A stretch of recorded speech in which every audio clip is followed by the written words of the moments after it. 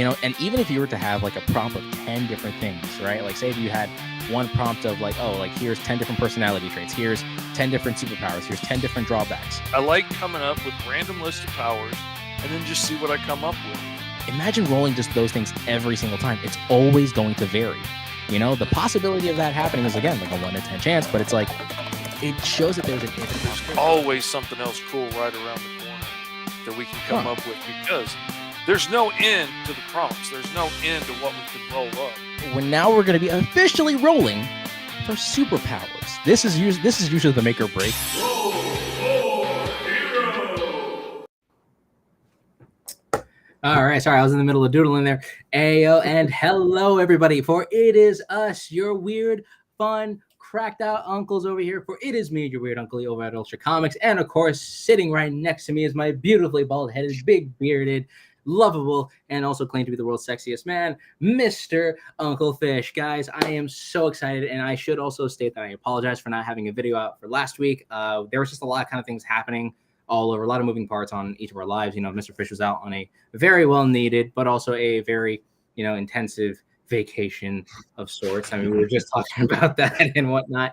And the air conditioning in my home is officially fixed up as of right now. And speaking of finding and, homes and such, we are now, or at least the fiance and I are in the process of trying to apprehend a home. So let's hope we can, because, as much as I love my parents, I would like to not live with them while being married. But that is aside the point, guys.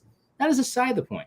Guys, I love Roll for Hero. This is my favorite show. This is like I look forward for Wednesdays because of this. But look, I've been yapping for way too long. Mr. Fish, how have you been doing? How's life been treating you? What's the hit happened that what's currently going down?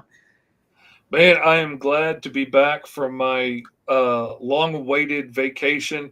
This thing has been like 2 years in the making, and then when it gets here, I'm like, oh man, I got so much to do. I got books I got to get out. Oh, it's not the right time to go relax. But I ended up taking my work with me and doing a little bit of work in the mornings while everybody else was asleep, getting some pages inked of Alice Lost in Wonderland issue 3, which should hopefully, if everything's going right, I've only got like 5 or 6 pages left to ink, which shouldn't take long, except I've been doing podcasts and stuff all day. So hopefully everything will be done and ready to go to print at the end of the month and get shipped out. So it's back on track. Everything is going good. Glad to see everybody in the comments. So happy to be back. So happy we made it back. Our little nieces and nephews popping on in, man. Can't wait to see what we're going to roll up today. Oh, yeah. Howdy, Dad Pool. Absolutely. Hey, howdy, hey. How are y'all doing today? This is so great. We got such a great community in here. I'm really, really enjoying getting to know you guys and getting to hang out with you guys every week and come up with crazy stuff and see all the ideas you guys throw at us and the ideas you guys come up with. Some of them are still stuck in my head. Like the idea of, what was it? Cain or whatever being filled with the legion of demons, and each one like coming up as a different sort of power. And that has been stuck in the back of my head ever since. And I'm like, man, if it's not for the coming up with like 1,000 different designs, that would be so much fun to do. Oh my gosh. That's like Ben 10, but on demon mode. And at this point, it wouldn't be an actual thing. But also, like, for me personally, the one idea that will always stick for me as of this moment, because we've developed characters on this show, is the steampunk universe. The Steam team. We got, Featherwind, we have, Shelbyville, and then we got Todd, and we have Ivan the Invulnerable. That is a fully developed steampunk world. And if I ever had the opportunity, like if I wasn't working on the Unbeatables and some other potential, comics and other stories that I have in the current process, then I would totally dive in on that. But of course, I need Mr. Fish's overall method here. Man. Anyway. There's so many ideas we've come up with on this show and behind the scenes, just chit-chatting, that I want to do so badly. But straight up. Then also, there's so much stuff that needs to get done. And I've already got series started that I've promised to get to certain points. And I got client work I got to do because, I got to pay the bills to keep the walls up on the house. And so, Doggone Comics, by the way, thank you so much for reading the Unbeatables Webtoons. The Unbeatables Webtoons always updates every Monday, Wednesday, and Friday, posting 1 page or 3 pages every week on those exact days. And once those pages are all, done by, or like once a chapter is complete, I'm actually going to do a whole, compiled, whole dedicated episode to having just that. So be on the lookout for when that does happen. Subscribe to that, by the way. And again, I'm also in the process of either revitalizing an old fantasy comic that I've been really wanting to work on. It's called Tales of Azodia. So if you guys checked out my webtoon, you guys know that you can actually check on the creator. And there's another little series there. Unfortunately, it only has like 4 pages, but I didn't really plan that one out. So that's aside the point, though. But anyways, I mean, I feel like there's something else. Listen, also, this is exactly what I wanted to mention. For those of you that really want to join in and want to hop in on the fun, grab some dice, get some pens and pencils and all your fun little creative tools. Heck, create this sucker on Hero Forge for all we know. And not only that, and of course, just bring in your imagination and your ability to create. And the one thing I've been loving about Roll for Hero is that this entire show, I say this in all my other videos. I even say it towards the end of the show that the art that we make here inspires all, and hopefully inspires more. And for me, I love the fact that we were able to create such an impact to all of you guys out there. Hopefully, you'll be able to share this. And if you know somebody who enjoys all this stuff and would love to partake in rolling up some cracked out characters and everything, please. Pop them on over. We would love to see some cracked out ideas. And yes, Ben 10, it's demon time. My Lord, that's a more. Oh gosh, I wouldn't be surprised. There's so many fans and everything for that. But anyways, I think. Do you have all this stuff for like 2 weeks ago that we ended up drawing, or no? Yes, it took me a second to find it, and I don't know if we ever did come up with names for them, but I don't think so. So I don't have names in the video preview for the verses.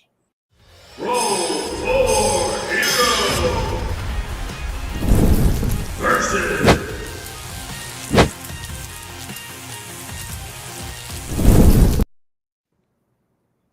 So the prompt that we ended up getting, where's my sketchbook? Because I know I have it in here somewhere.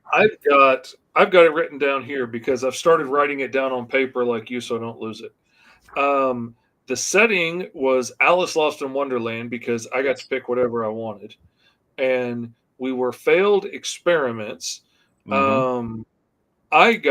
That's where our powers differed. I got one major strength, one major power, and mine was strength. You got a couple, didn't you? I got a couple. I got telekinesis, I got flight, and then I have energy projection. And then for our story, I think we have the similar thing of running away from either a mob or / like the creator or something like that. And then we have a weakness to an item, or at least that's probably what I got. I don't know about you. I got my power comes from something else, which is where I got the yokai aspect with mine. And as soon as you said yokai and like all that other kind of stuff, so obviously as you can see right over here, I have what is this like Kappa inspired kind of a creature of sorts. So basically in my little head canon, because again I want to kind of pick at it, and basically that session was just a whole deep dive into the world of Alice Lost in Wonderland. So, because again, it's like an interdimensional rift full of all these kind of crazy things. I mean, Mr. Fish, you've been describing how this entire world is like.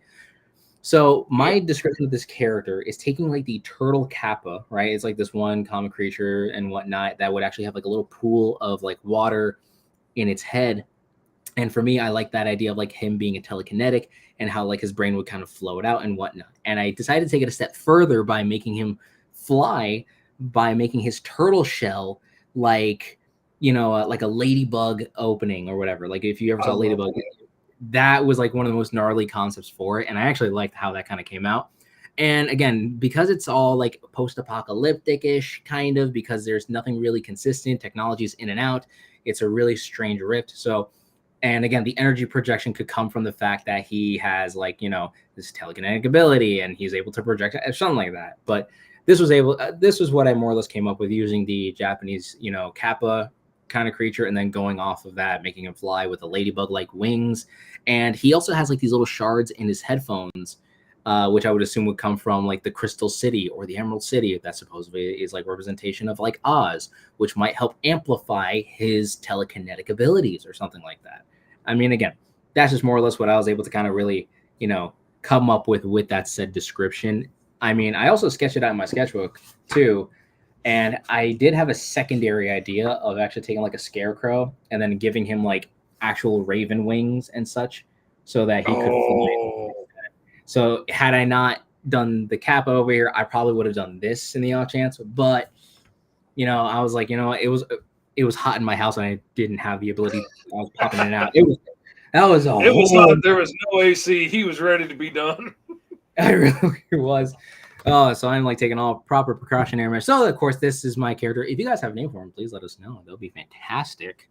But enough of this guy, Mr. Fish. Let's see what you created. I came up with this character who still doesn't have a name yet, but I got one major power of strength.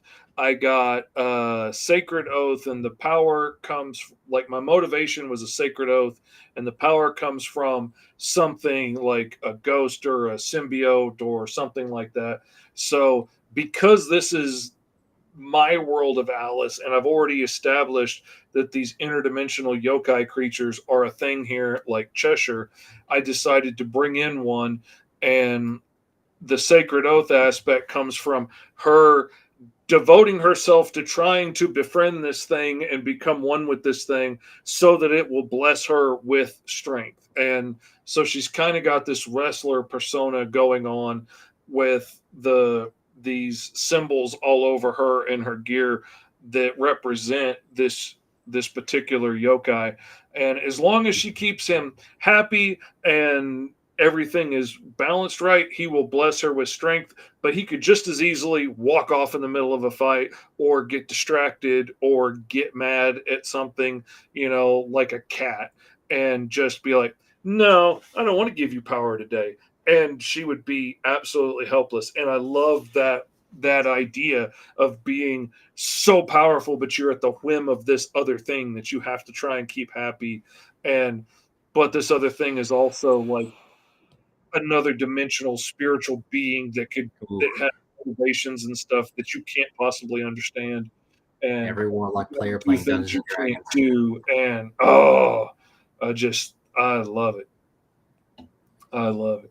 So, Dad of pulls course, to these are very interesting, very fantastical kind of characters and whatnot. And also, this was the first time where I didn't do like a symmetrical posing, at least for me on this one, yeah. because of, again, the conditions of my home. Well, Or also you sketched a lot of it up in your sketchbook ahead of time instead of on the iPad too. that is So true. Because you I've been know, trying to get back in on that again, trying to like get back into doing paper sketching. Because again, when you done digital stuff for such a long time, there are times where I accidentally zoom in on paper, and I'm like, that's not how that oh works. man, the Oh, resolution in my sketchbook sucks.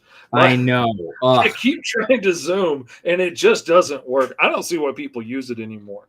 Like Yeah, it's exactly. just 0 not out that. of 5 stars would not recommend, for a digital artist. I mean, come on. What do you think I am? A freaking primitive? Am I a monkey to you? Yeah, I keep trying to upgrade these eyes and it only helps so much.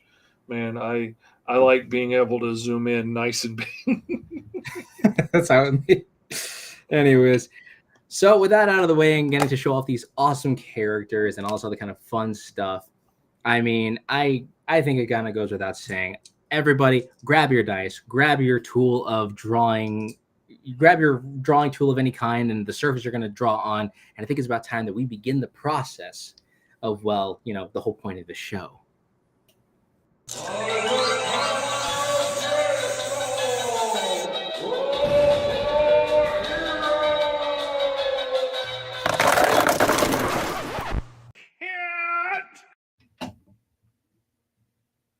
All righty. This time we have a whole new set of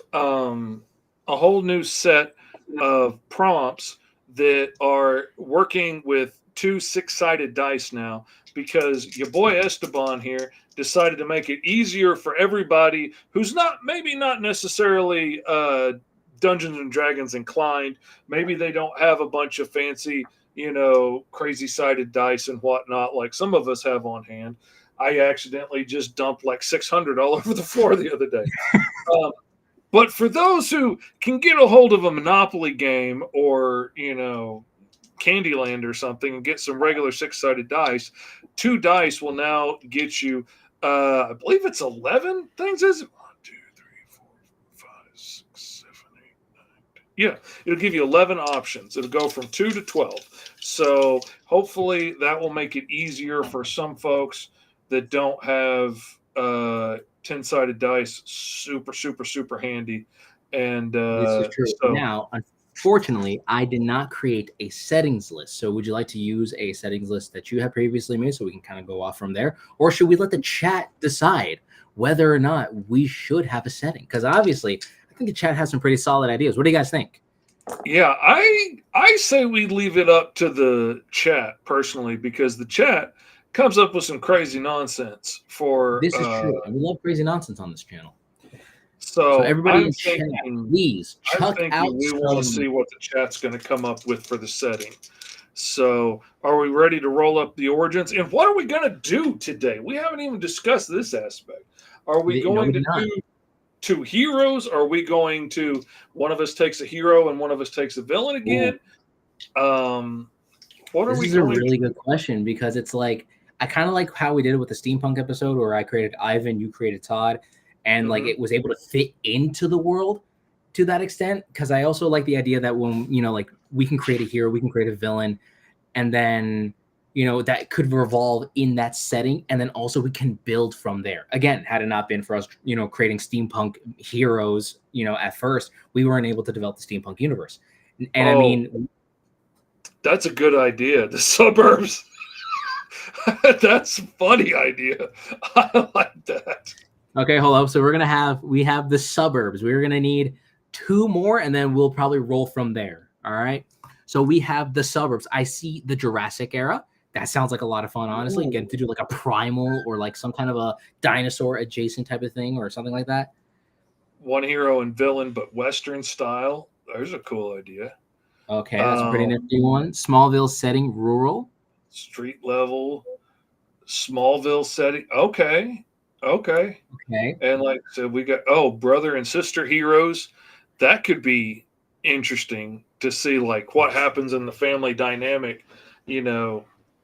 And how that because then that would actually force us to learn how to creating either traits or whether they're like adopted or not. Ooh, that's interesting. Okay, so we also see I also see apocalyptic from, you know, Dragon Gaming, so that's fun. All right, so Mr. Fish, what kind of, because the ones that stick out to me obviously was the suburbs, the Jurassic area, because I can English, which was Jurassic the suburbs, the Jurassic era, and then we either have like street level, and then we have apocalyptic. Oh, Judge Dredd like world. So it's like that's like a dystopian, like cyberpunk kind of setting and whatnot. I'm really liking the like brother and sister aspect. I think that would be a lot of fun. And I agree with that. all of the settings that have been suggested are basically all like street level. I'm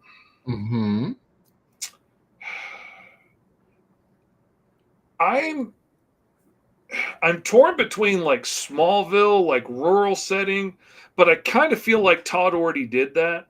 And the suburbs really stands out to me as really funny, off the wall, weird.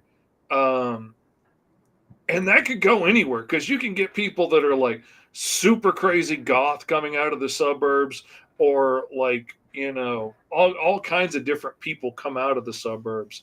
Because it's a suburban neighborhood. There's a variety of people that can live in a household. Yeah. And there's so much that can kind of go on. Again, like my next door neighbors or neighbors across the street, I think one of them was a firefighter. And then we have like, you know, the other, like my next door neighbor is actually my freaking high school teacher. So it's like, you never know what you're going to get. It's like a box of, or if anything, it's like an egg surprise toy machine. You know, you can put in a quarter, you'll see what you get, and you get what you get. And honestly, like R.S. Shepard just said, honestly, Spider-Man is like a street level suburban character. Like he comes from the suburbs. Like that's. But it's just the suburbs in a city. Yeah. So see that is actually something interesting. Okay. So are we heading on strong into the realms of the suburbs here? Yeah, Because I don't think feel like so. we're gonna I have think to that's what we're gonna do. We're gonna do a All right. suburban Chat, street we were level. at your whim. We are trusting the process, so we are creating a character, or our characters are going to be from the suburbs. It's going to be a sibling dynamic. So now we get to figure out how these people get their powers.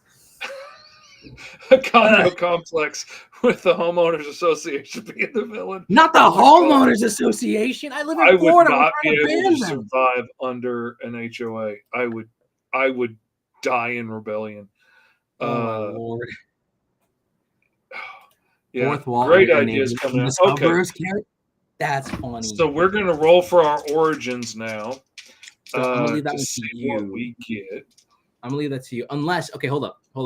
I feel like before you do, we should do a 50-50 roll here of whether or not our characters are related by blood or if they're like adopted to an extent. And that should dictate how we draw our other characters.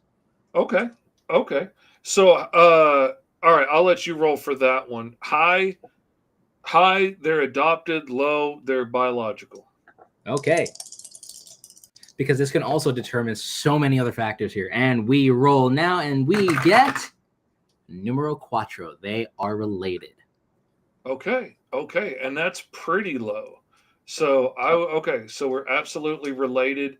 Do we want to do like say maternal twins, like non-identical twins? Like we could do a brother and sister. They that are never really twins? have. They don't have to be twins.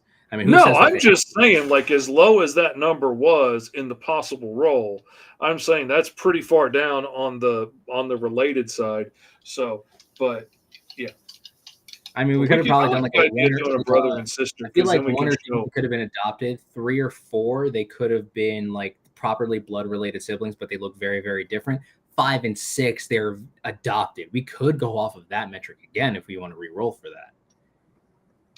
Okay, now what was that again? Because that sounds more complicated. All right, 1 and 2, right? First 2, they are blood. They are blood related. I think.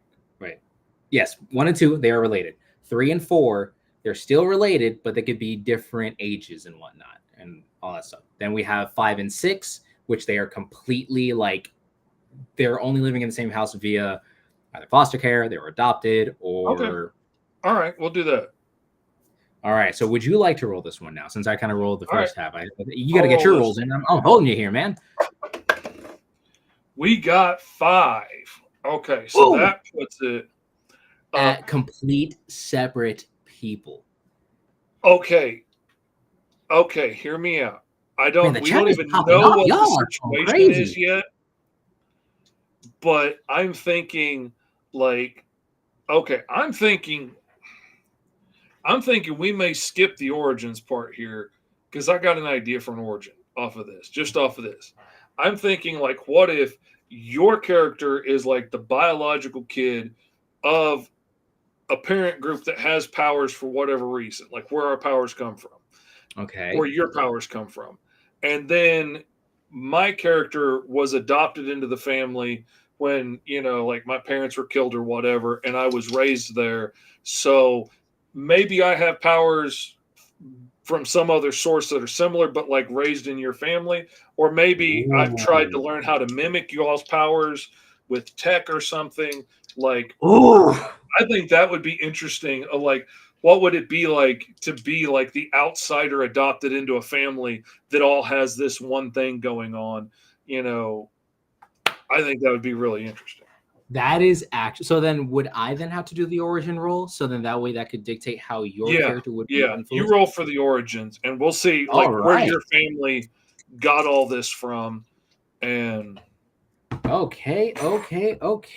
We are getting interesting results here, people. By the way, the chat over here is going insane. Like y'all are popping off with some stellar ideas. Superhero foster home. I mean, I feel like that's Mr. Fish's overall livelihood right there. All right, but with that out of the way, we have an official. There's going to be a numero nueve being from a lost race. Okay. So that means that my family of, that my supposed super family is like the last like race of a titular kind of, either an ancient species. that would be a really good reason to adopt in some stranger's kid, like Because I then you're mean, not people who suspicious. may not know, because of the crappy stuff the U.S. government did to Native American kids back in the day, it's now illegal for other families to foster Native American kids or to I did not. adopt them. So, like when Native kids come into the foster care system, as a former foster parent, I might only have them for a few days before they go to a specialty home. And like I couldn't adopt them if I wanted to legally because we adopted out so many kids to try and whitewash them. And so it'd be a very similar thing. Like if we came from the lost race of, Atlantis or whatever, and somebody we didn't really know, they died and their kids left over. Well, we've got to take them in because we're the only ones that really understand what it's like to be an Atlantean living, on the surface or whatever. Like that's a beautiful idea. I freaking love that idea so much. Oh, I Okay. love this so much. This makes me so happy. Okay, this is actually turning out really, really good. Guys, keep checking out your suggestions, by the way. I am loving how active y'all are. I mean, I think this might be the most hyped up like chat in all of Roll for Hero. Oh my god, these Okay. guys are going crazy. All right. Now this So time I said we both roll for our own on the power yes, type. I agree with those conditions here because this See will what also we get. dictate my family's set of powers, and then this could dictate how you get your abilities, either through us or through situations. 5, 2 minor powers. Ooh, I got 2 major and 2 minor. Oh, no. would you look at that? Y'all got a crazy powerful kid adopted into your family. Or maybe you have developed those crazier powers, or they were latent or awakened abilities and whatnot. Maybe through a blood transfusion that was needed to happen because, I mean, the child was in danger of some kind. Maybe you were a family friend or something along the lines of that. Maybe, something like that kind of had to happen. Like who knows? As like maybe like the way that I'm thinking about it, like off the cuff here, like I'm thinking about automatically your character was probably was part of a family that was family friends with my character's overall family. Something happened to the parents. Knew each other anyway because like when you are the last of the race, we would have to at least be keeping tabs, knowing where each other was, knowing even if it was just a nod on the street as we went by, being Exactly. yeah, you're one of mine. Ooh. I know what you're going through, kind of thing. So there's R.S. Shepard saying crash aliens mixed with humans in the 1980s, or powers are tied to an extra dimensional energy source they can tap into. Okay, Cool. not bad.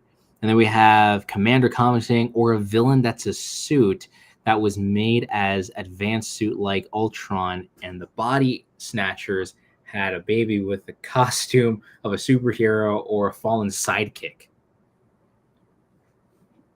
Okay, that and second cousins.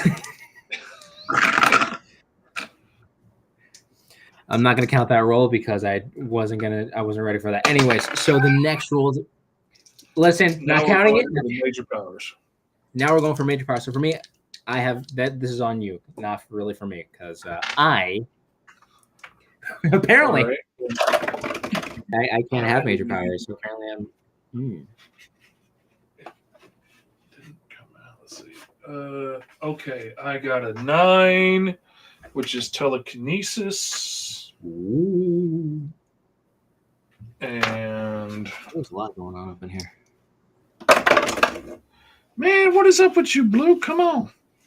And I got a 5 for elemental control. This is the episode where I get rid of elemental control. That's it. We're done with elemental control.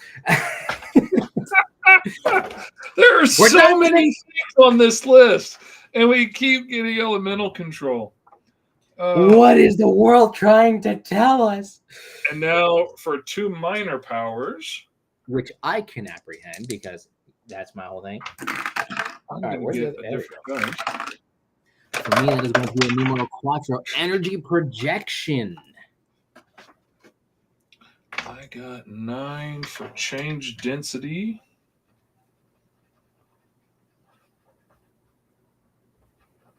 All right, and now it is time for the secondary power. That is going to be a number ocho, number 8, which is. Did I say that correctly, or was I going insane? Because it says side change or something like that. I think I meant It something says else. side change. I don't know what that means. Says side change. I was trying to base it off of some of your. Oh wait, hold on a second. What? I have the list over here. Thankfully, I wrote them in the book, so I'm not going completely cuckoo. Well, I'm not you here. Anyways, what was that? There's minor powers over here. Change size. Size changing. Okay. change. So energy projection and size changing.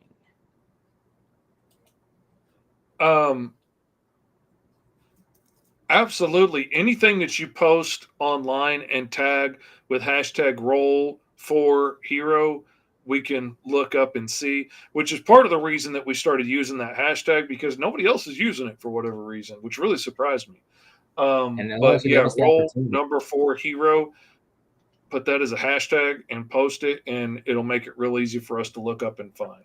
Hashtag ROLL, the number 4, and HERO. Use that hashtag so that way we can see the amazing and awesome art pieces you guys get to create, and we will show it off here on our show and for other future episodes later down the road. Anyways, outside of that, I have my 2 minor powers and whatnot. So we have so hold on a second, because I also forgot I had to write suburban area. Oh yeah, I forgot. So we have a suburban setting.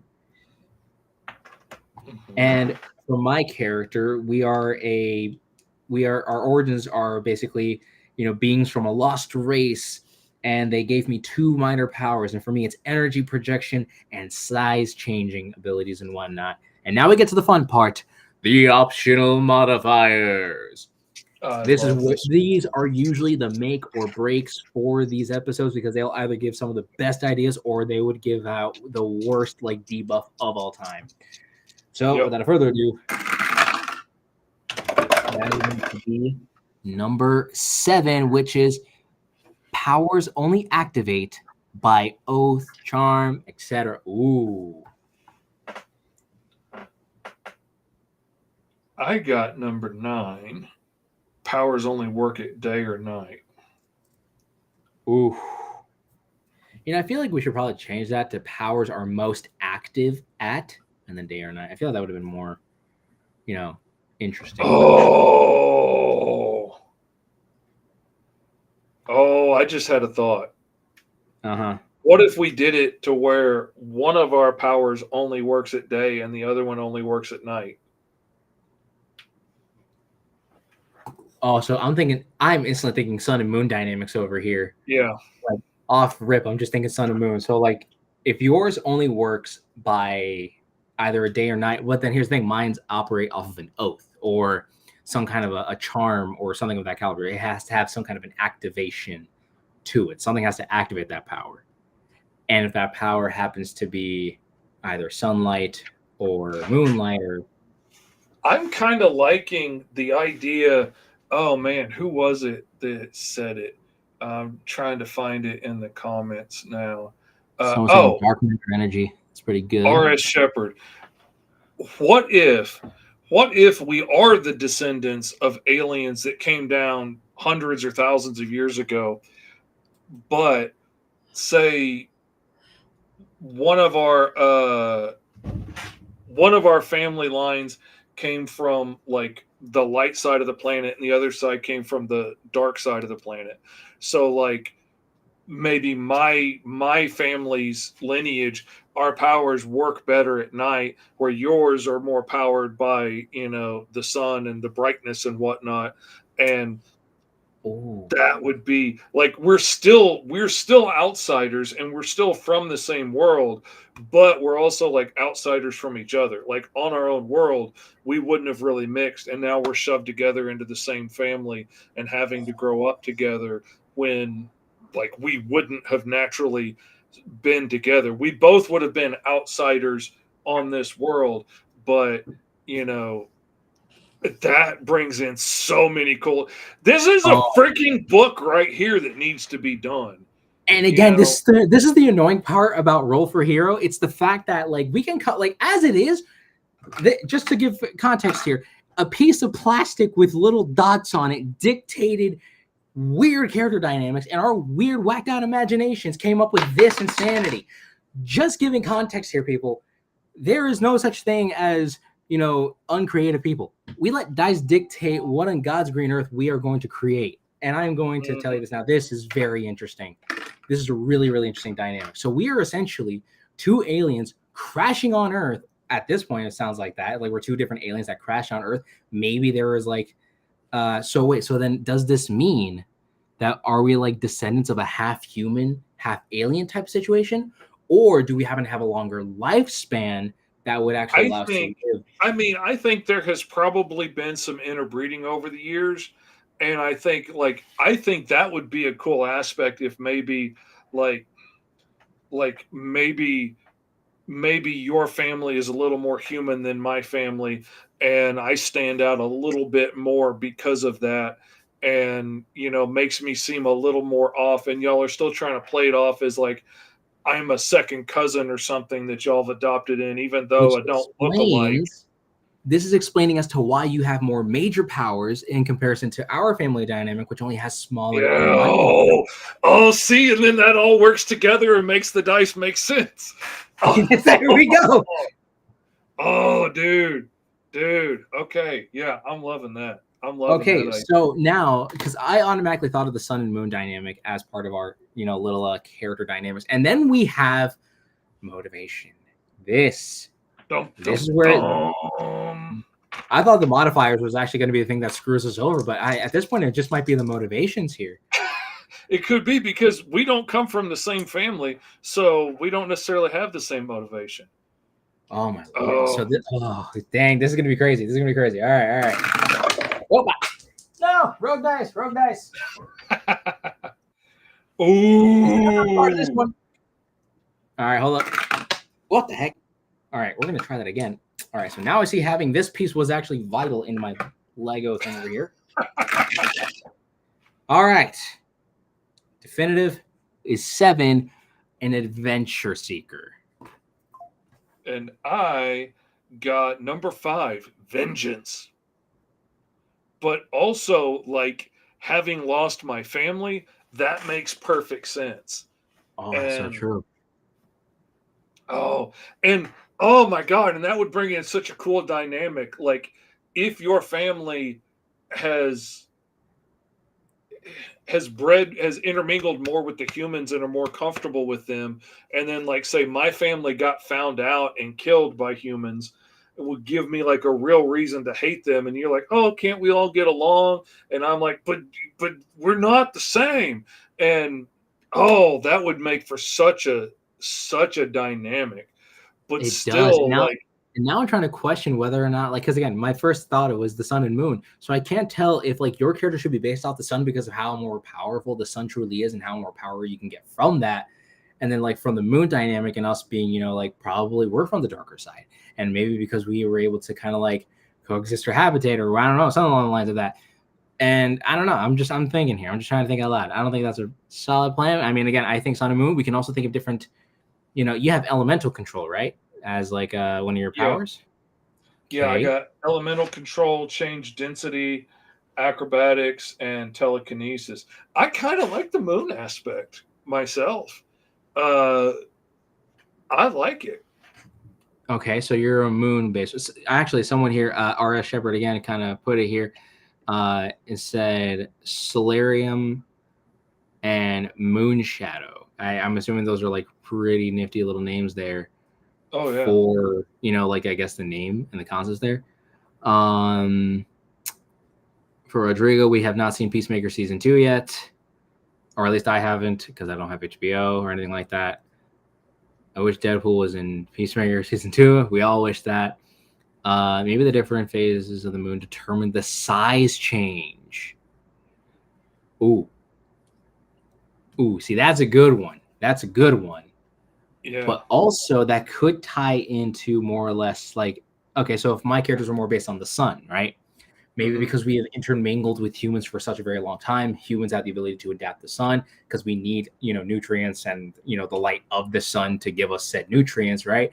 What if it was able to give me or give my character that radiant ability of energy projection? Or maybe he uses like that radiant like ability and he uses it to change his size. So then that way he's always like, oh, creating like a light form or something like that that Oh would yeah. actually amplify in size. Ooh. And see, and I like the idea of the telekinesis and the elemental control. I like the idea of that working together with the moon being something that's orbiting the planet, and maybe making the elemental control be like stone, and like be able to make things move around and spin, and in a Or orbit because like you also happen fashion. to Like, have, you're also one of your powers is density, right? Like changing the yeah, density of I can something. change density too. Yeah. Maybe the rocks or the stone, maybe you can kind of shift the density of your body, making you heavier or potentially lighter. Hmm. So we can kind of work off. You could probably work off of that metric And over like, there. I love the idea of me being able to like go intangible and stuff with my density, while you're getting bigger and bigger, with your power. Like, it's like a yin and yang almost. Like, it's like opposite ends of the coin. Like, I can change this while you can change that. I'm really digging the idea. Okay, so then this really has to okay, so then now the question is, what do we look like? Hmm. Because That's the again, thing. we're two completely different. Well, we are like same race, but But on we a also come from the suburbs, so we have to be able. We can't be too far off, because we got to yeah. be able to blend in. So this is So actually enough forcing to you be in having the to draw sun. normal people again. Yeah, I mean, it doesn't have to be perfectly normal, but you know, You know what I think could be within interesting as reason. well? Maybe like changing the density of your skin as well, making it more harder or in different tone. Maybe like the blood, like the color of the blood might actually pop out if the density of your body has hardened or maybe it lightens or something like that. This could be an interesting factor. This could be an interesting factor. So the question is, what is it that we look like? So obviously there has been intermingling. So I would assume that even Oh, with and the day or night, like I could see where like I would look I could look much more human during the day than I can at night. Like, once the darkness comes out and the moon rises, I'm going to look alien one way or another. Like, that would be a really cool limitation there, where like you've only got till sundown to be able to blend in, and wait a then you've minute, either wait a minute. got Dragon Gaming had the one's a goth and the other's a jock. yeah. I totally dig that idea. I totally dig that Oh, idea. wait. Okay, wait. Hold up. Ready, ready, ready. We subvert this expectation by having the jock be the sister and the goth being the brother. Because usually it would always be, like the jock. I'm like the big, strong guy. But it's Hmm. the switching of it. Because, there are obviously goth dudes, goth girls, and everyone else between. But then it's like, that could be interesting. Having like gothic, moon looking kind of guy. Then you have a jock like muscular bound woman, or like a teenage girl or something like that. You know, not far off from the realms of possibility. Yeah, yeah. I was digging the idea of doing a girl, but I mean, Now you that's can do pretty that. fun. Now listen, I'm just chucking ideas out there. Again, I'm just Oh throwing yeah, spaghetti wall, seeing what sticks. I mean, who yeah, said they had to be brother or sister? What if they were both sisters? What if they were both brothers? What if one was a brother, one was yeah. a sister? That was something else I was thinking of. Like if we made them both sisters, then you could tap into a little bit of the mean girl stuff, and a little bit of the like, The oh, social, you because again, can't it's the sit with suburbs, me, that gossip. and yeah, and throw in all that nonsense too.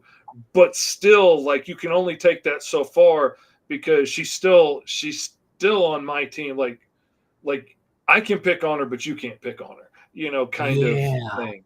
You Weirdly know. enough, I have two sisters, so this could like this is I can weirdly understand the dynamic here. But they Yeah. actually love each other. Not every sister hates each other or anything like that. So I mean, because they've been so chill for their whole life, they're attending the same college together. Shout out to my sisters Joelle and Halas. I hope you're all doing good. Anyways, 40-minute mark of that, just to shout them out. But we love them all dearly. But yeah, so this is interesting because I love the goth and jock concept. 100%, I'm going off of that and that alone. I would like to go off of that. I don't know about you, Mr. Fick. You probably might have a different idea. Oh, I think it's fun. I like the idea of doing two sisters. I think that's a whole lot of fun. Or maybe it could be like we do two sisters, but again, to subvert it even more, you would have the more muscular goth sister, and then you have the scrawny, like athletic one, or I don't know, just to kind of toss it again to subvert the jock and goth aesthetic of those characters and whatnot. All right, let me actually show off my screen here because I know I have the ability. And I got acrobatics, which could definitely be more muscular if we wanted to do it that way. I mean, again, I'm just chucking ideas out there. You do what you do best, and I'm going to figure out how to. Okay, but then not only that, they're supposedly they're ancient aliens from eons ago at this point. So then we got to figure out the related aspect of them. What could be a relatable factor of these kind of characters here? Like, what is the thing that actually keeps them? Like, what is the thing that relates them? Like, what aspect is going to make them look alien without looking too alien or be, hideable? Something that could be hidden. Like my first thought is like pointed ears, like Spock and the Wonder Twins. Like they don't look that different other than the ears. Okay. Wait. I'm digging the concept. I'm digging the concept because I like the idea that maybe they're like again, ancient. Maybe we could say that the aliens pop, like instead of maybe the 1800s, maybe they popped in on a primal like Earth. Mm-hmm. That's why, maybe this could give the reasoning to an extent as why humans evolved to an extent. Or I'm probably far reaching on that one. But again, like I like the pointed ears. I guess I like the idea of like fangs and eyes having different altered colors and whatnot, which could play an effect to their overall design. That's a good idea because that would be easy enough to right away of like, oh, your eyes are such a beautiful purple. Like, how did you do that? And you're gonna be like, well, they're contacts. Don't worry about it. Yeah. And not realize that, her eyes are just purple. Okay, so now we get to the part where we try to yap while we draw. Gotta love this segment of the show. Indeed. Quiet and dear biscuits. Top of my head and lots of quiet time. Oh yeah, there. And I feel like this is a part where we should probably play some royalty-free music just so we can keep, the silence. We've got let's see. Music. Okay. Let's see. Actually, real quick, I'm gonna ask the chat a couple questions here. If I can apprehend to the shit.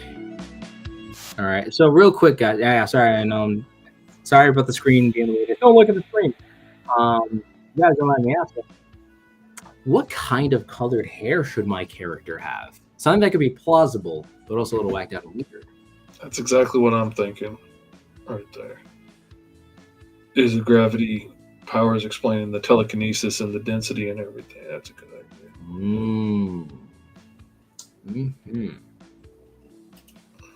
Anyways, let me see if I can start actually getting to the drawing proper. Come on, man. How dare I?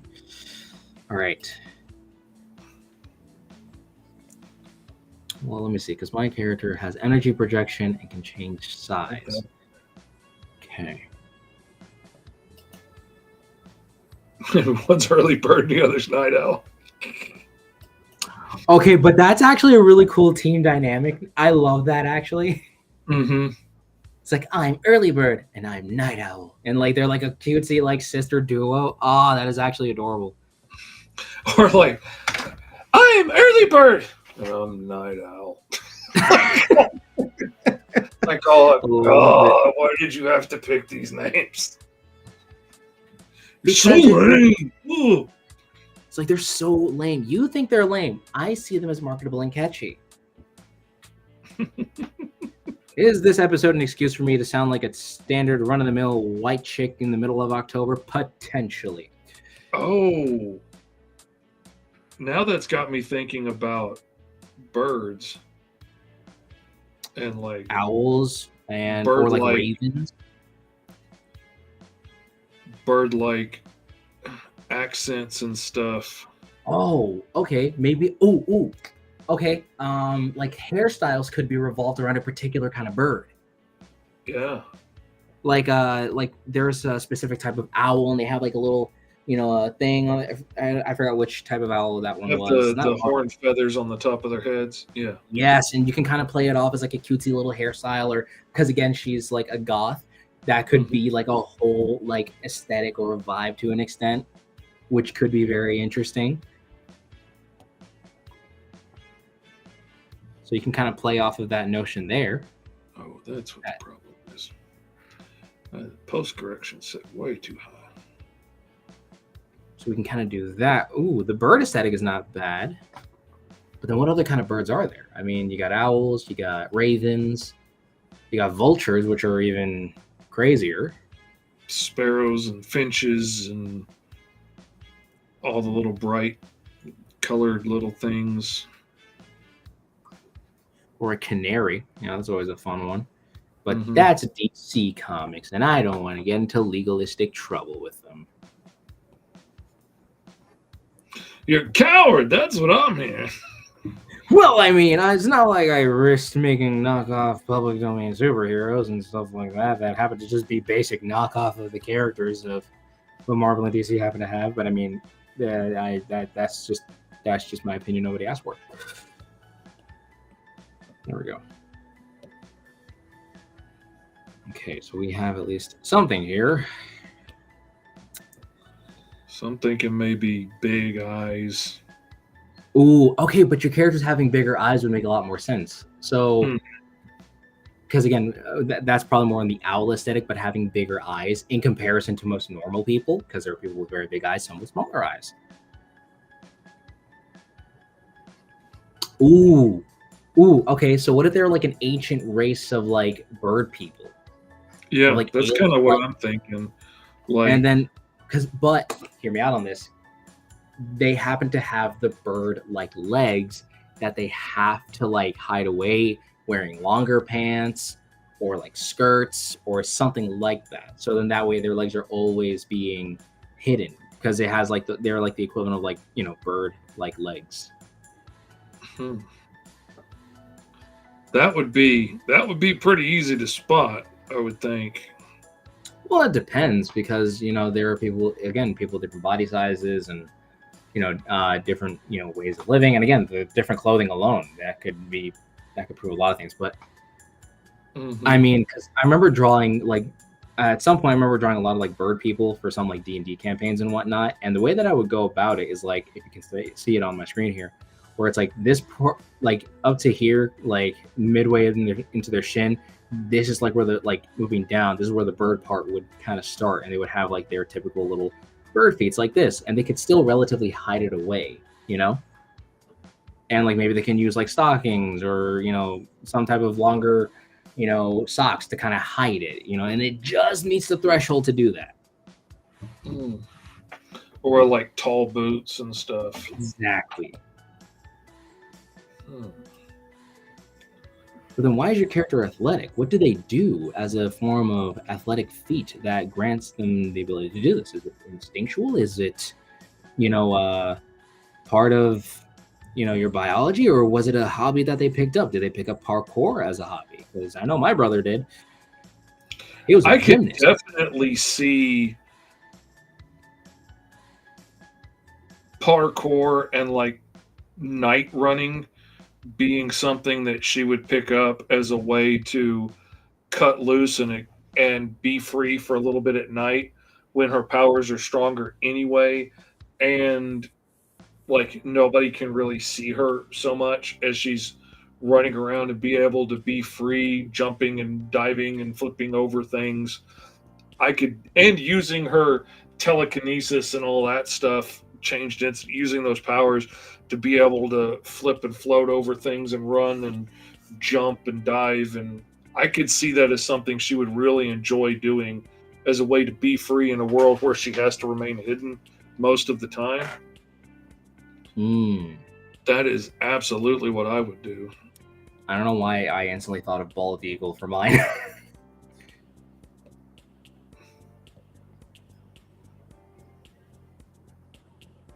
All right. So I mean, I kind of got something going on here. I mean, if anything, what bird should I base my character off of here?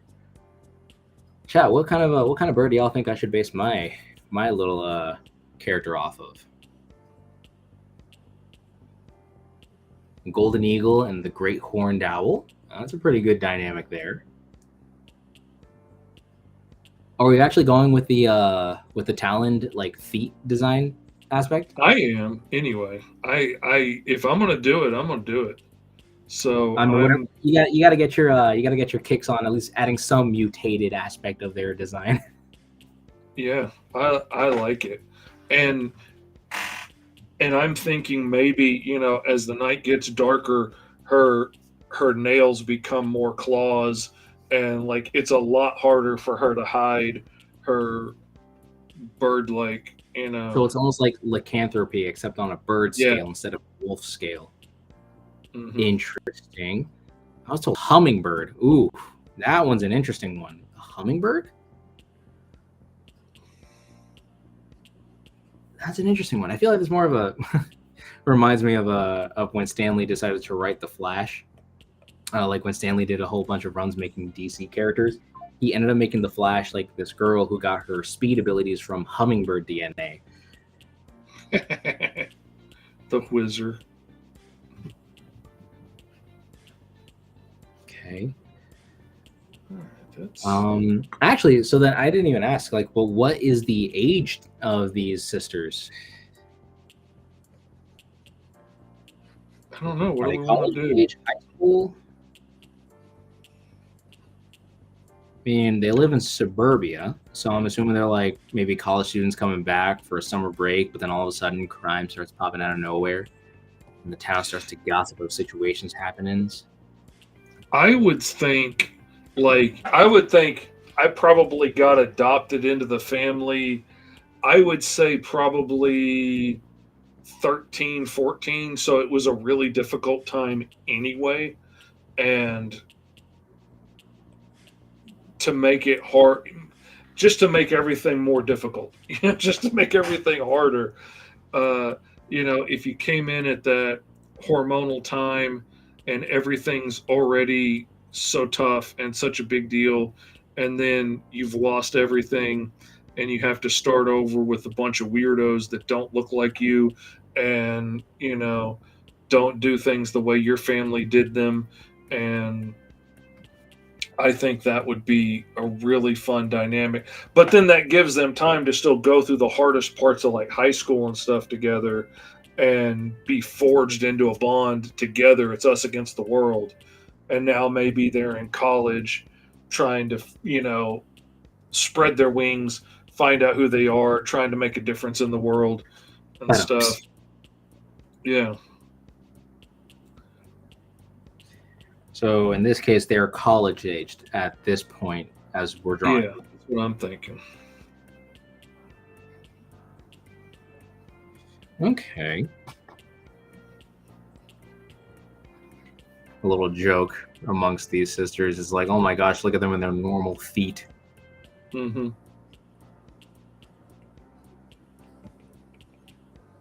Okay. And so my character has energy projection and size change. That's something else I have to take into consideration because I'm assuming these people. Well, I mean, my character can't fly, and not only that, are we designing them as heroes or as like rebellious type of superpowered teens or young adults?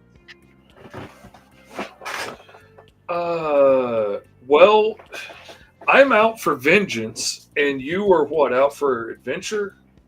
Yeah, pretty much. So I say, like, you're looking for adventure and looking, for excitement, and you're out of your parents' control for a little while, and you want to stretch the boundaries and like let your freak flag fly a little bit and see what you can do, expressing your powers and stuff. And, like try out the super adventure gig for a bit while your parents aren't there to, try and grab you and hide you and say, no, no, no, hide yourself and, blend in and don't stand out so that you don't get hurt.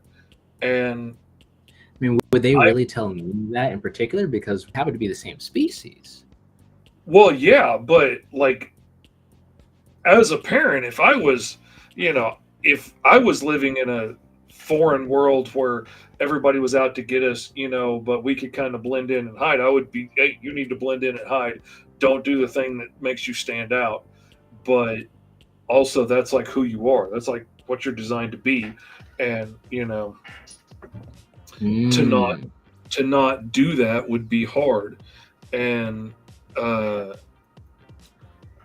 so like I could see you wanting to go on an adventure and me maybe going along for the ride, maybe doing some of my own thing. But really like I'm looking to find out, like, get back at who killed my parents and whatnot. Ooh, maybe it turns out that the person that took out your family was somebody who within our college campus, or maybe it might have been a potential professor. And that actually gives you the reason to want to go to college, because it's like, hey, look, if we really want to blend in, we really got to like ingrain ourselves in human society. Don't you think so, Dad? Don't you think so, Mom? And then they're like, well, you're not wrong. I mean, it kind of makes sense if we want to fully integrate ourselves and to not raise any level of suspicion. I think, of course, this would make the perfect amount of sense. Little do they know your secret intention is to lay vengeance upon the one that has potentially slain your family. Yeah.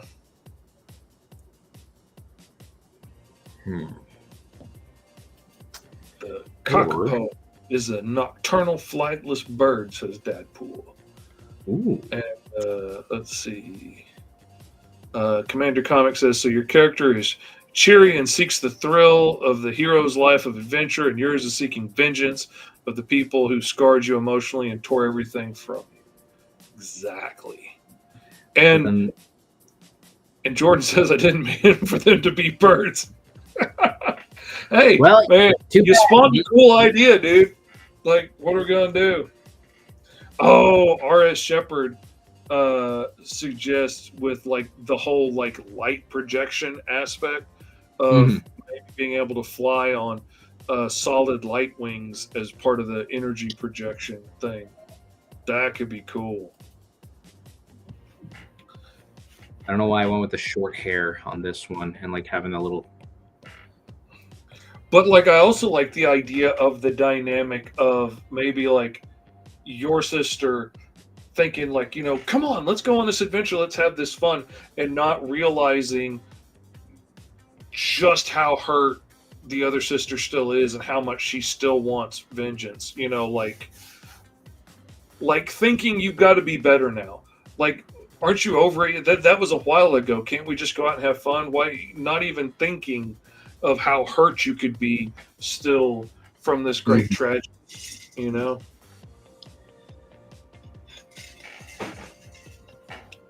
it all's because of the homeowners association. It turns out the villain is actually a woman by the name of Karen, right? Like, again, complete cosmic coincidence. There is a lady named Karen who happens to be, the leader of the homeowners, probably the president, or who owns the concept of the homeowners association, who's actually trying to keep everything on the down low. And when aliens were heard to be rumored around, she kind of had some suspects. Your family in particular had the most alien-like quality to them, given how they had a bit of a gothic aesthetic or a gothic tone to them. And I mean, let's be honest, Halloween comes around, they get to kind of let their freak out a little bit, so to say. So she had to shut that down. An actual government agent who's actually a part of the homeowners association.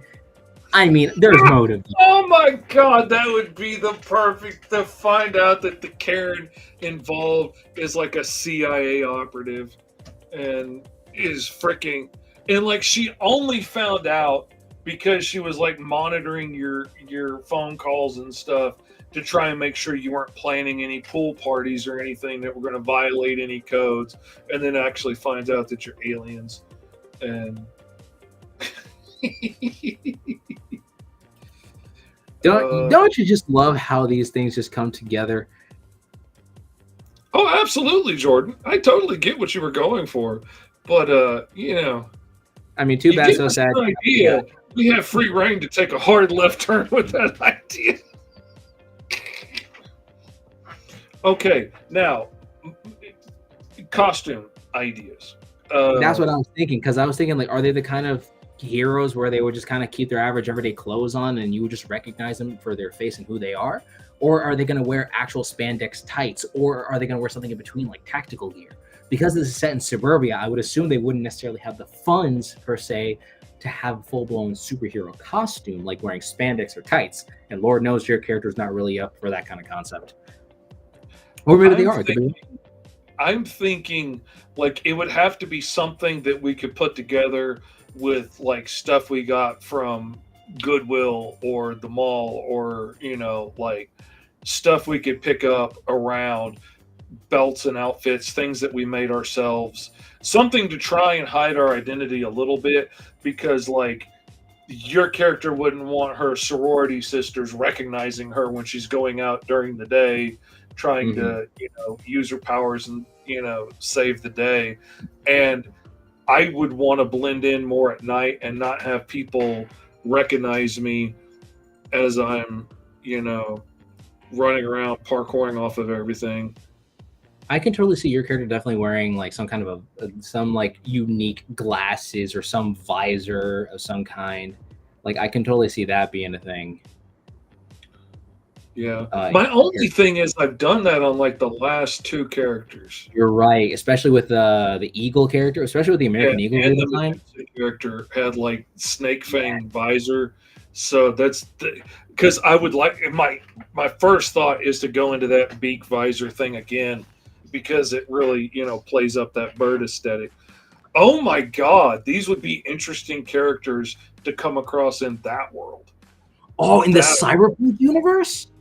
That would be really interesting characters to come across in there. Oh, and not only that, okay, you know what? That's it. We're chucking these bird characters. We're putting them in that cyberpunk universe, right? Here's what happens. They meet. I forgot how you ended up putting it in the. I forgot how you spelled it. Was it I spelled it in Spanish, and I can't pronounce it without really.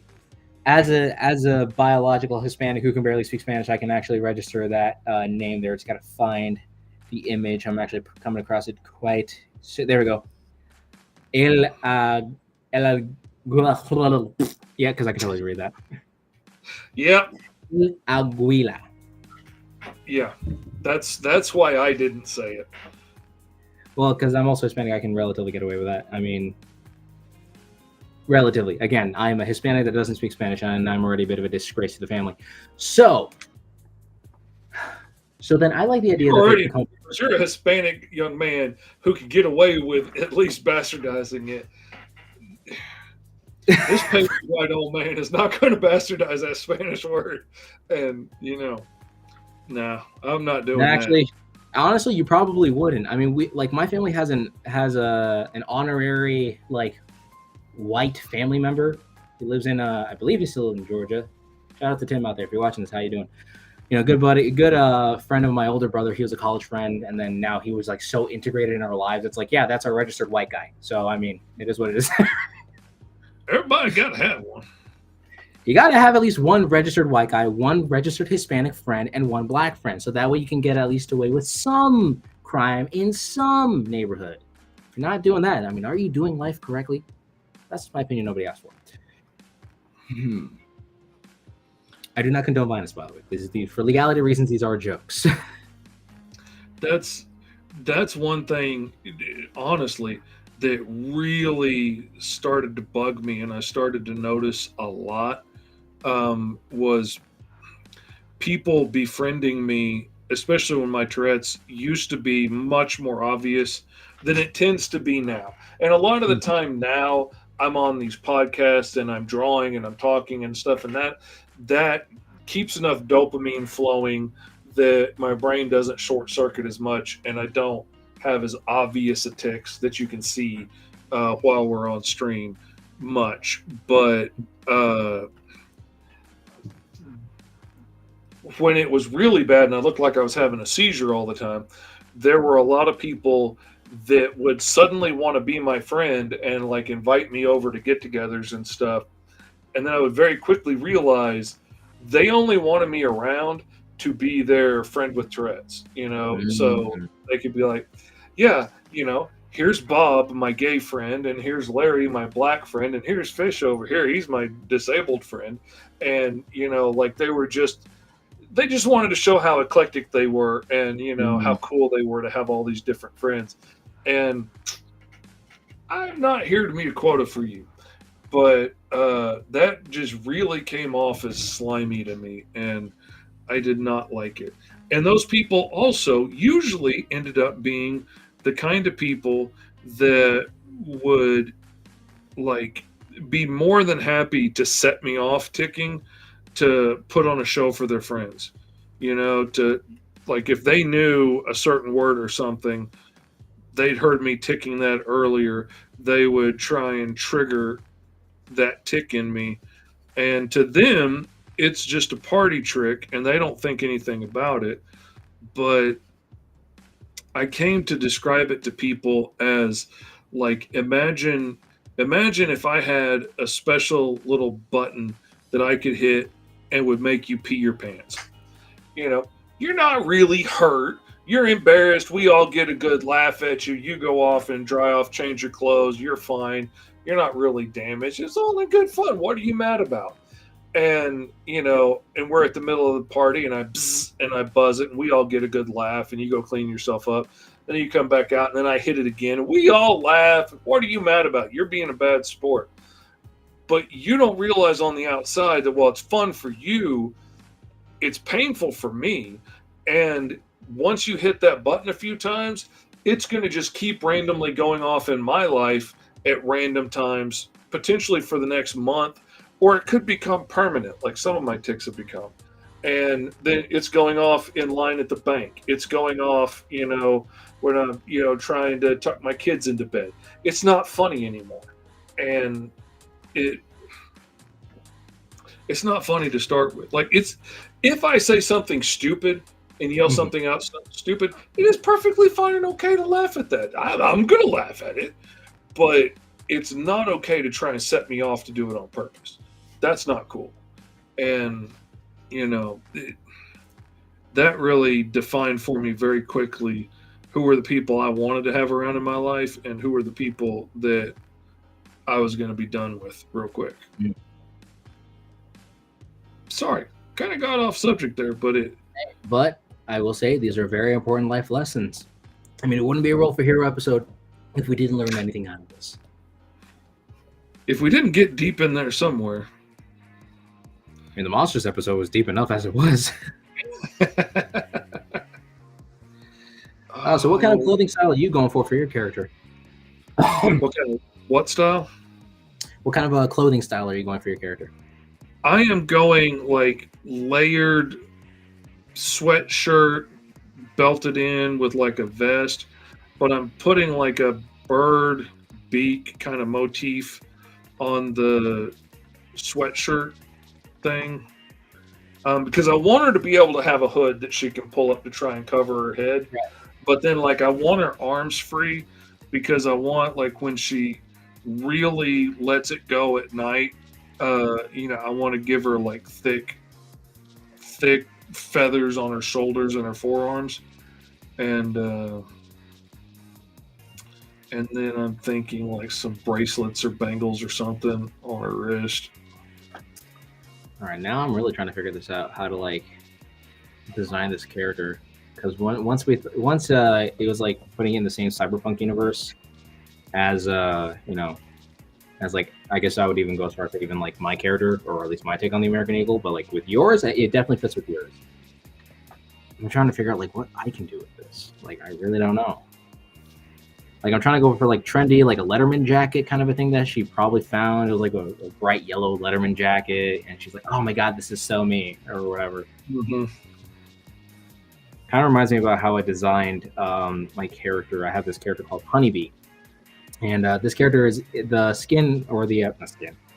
The design of that character is going to be like the Malice suit So like there's the Invisible Woman, then there's her Malice suit. So then for me, Honeybee in my Unbeatables comic has a Malice kind of concept, but it's a work in progress. I could, you know what? Maybe let me see if I can apply that over here to an extent. Let me see. Shepard suggested energy suits, a light suit and a shadow suit.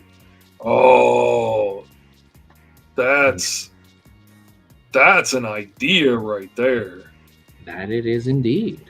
Okay, now see, why are you gonna go make me completely rethinking what I'm doing all of a sudden?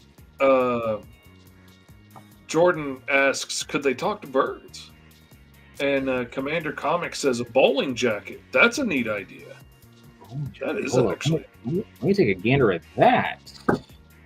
Probably the same thing of what I have envisioned here. Oh my god! And then like, okay, turns out she's part of the school's bowling team or whatever, or like maybe it was her high school bowling team. Oh, that could be her jock thing. Like that could be. Yeah. That could be it, which is so random. Like, oh, I love that. Funnily enough, there was a bowling team in my school. What is up, Blue Ponds? Long time no see.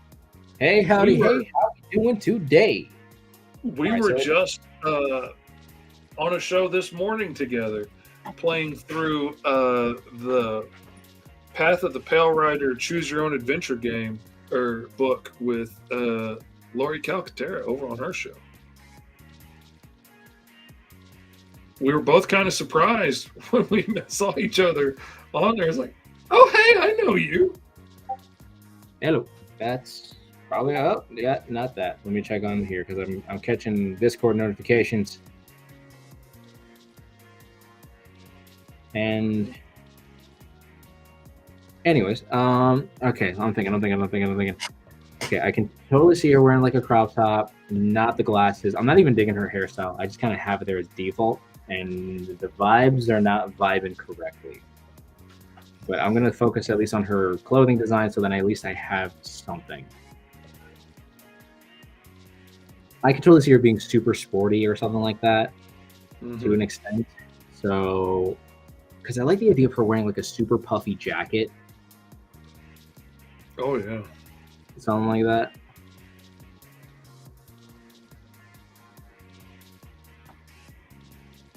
So maybe it's kind of like how it's double check over here because I'm using it as a reference. Okay, so actually it has it skinnier. Maybe, you know what? Should probably do like that and then have it cut off over here because it has like a little tight grip, kind of like my wristbands over here. I'm looking at one reference and it's kind of interesting. So then I'm just gonna do that. It's like a little bit of a wrinkle effect. Okay. So she's wearing like, I think for her, she's like given she's the adventure seeker or something like that, she gives absolute like no, like she does not care at all. Like if she could, she would try to make being a superhero like her personality, or like being like an online presence type of thing, like Booster Gold almost. Yeah. But very bird centric. Maybe their school was based off of an eagle, hence maybe why she would be, like, I guess that would actually fit. Like if there's an icon that she would have on her school's jacket or something like that. That could work. And then, yeah, so she has a little crop top on. And then maybe would have like a little charm or something like that. It's on necklace related. Okay, so we're getting somewhere. All right, let me fix that. Let me fix this. The vibe is here, but it's not vibing enough. The groove has been thrown off, everybody. I'm going to say it at that. Oh boy. Let me see what we got. All right. Because I like the idea that she has like short hair. Because that could be a very cutesy style. Maybe this could be like her little bangs up in the front, and maybe has something a little bit big. Oh, that's too big.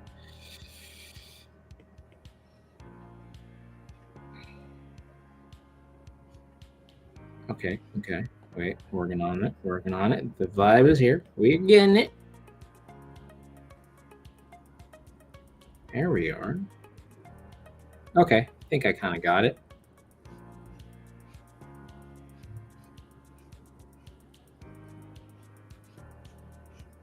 I feel like there's something else I need to add on to this. All right, so this is like a cyber. Well, that's suburban. So could it be cyberpunk suburban? Never know. What do you think, Mr. Fish?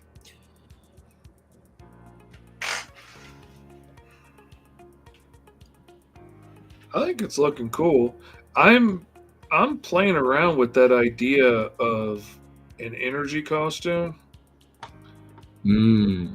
It's spurred some ideas in me, and I'm wanting to play around with it and see if I can come up with something cool, or if I'm just like, I don't want to just do Raven, and that's my first thought. Is With- like she yeah. ends up looking like Raven, and I don't want to do that. Lou So, like- says, "Choose Your Adventure was hilarious." It absolutely was. I could do more of those. We ended up doing almost the exact same thing in the Choose Your Own Adventure. Ooh, Dadpool says, "Cyburban." That's funny. I like that. I like Sensor that a power lot. of the day, maybe short hair, morning dove style, like our shepherd mentioned. Ooh. Okay.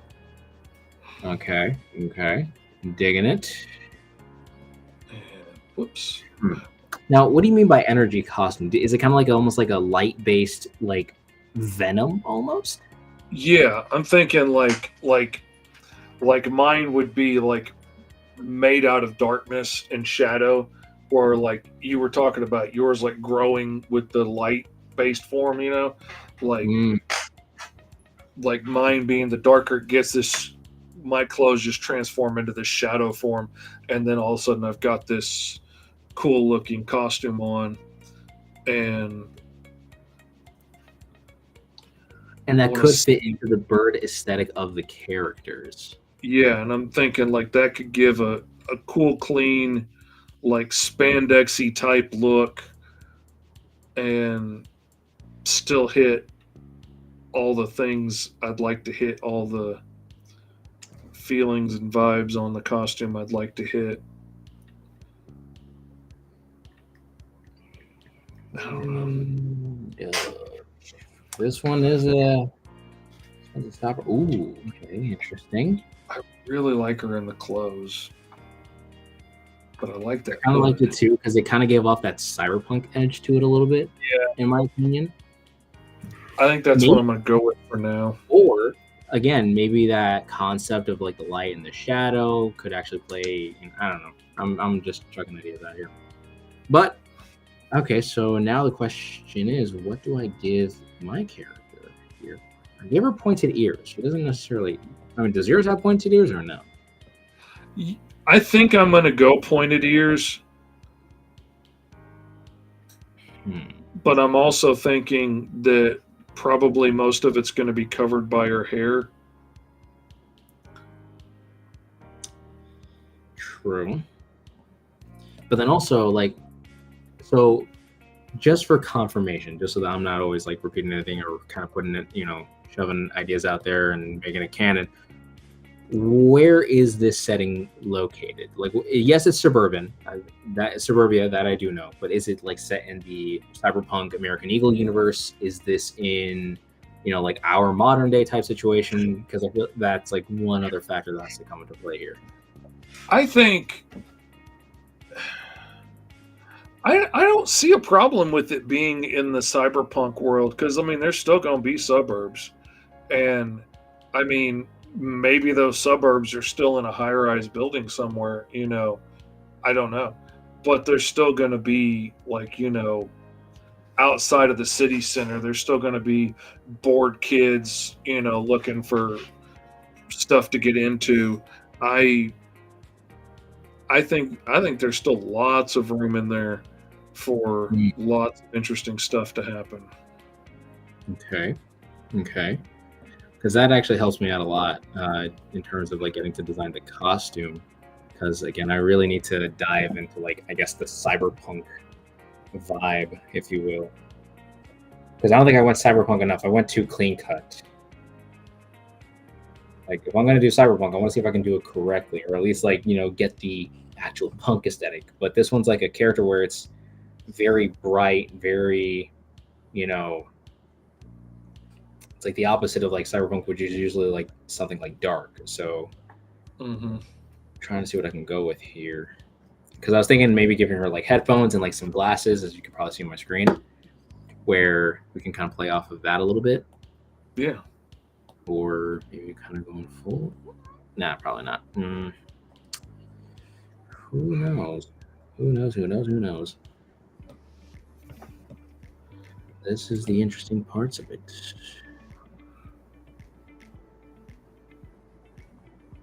I just look too young. Okay,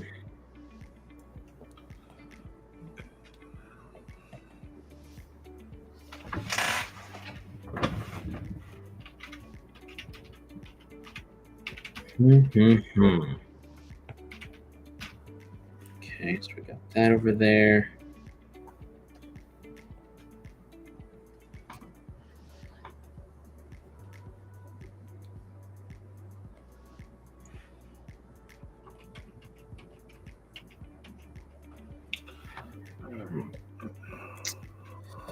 Do I want that aesthetic for her? I don't know. I'm so stuck on this.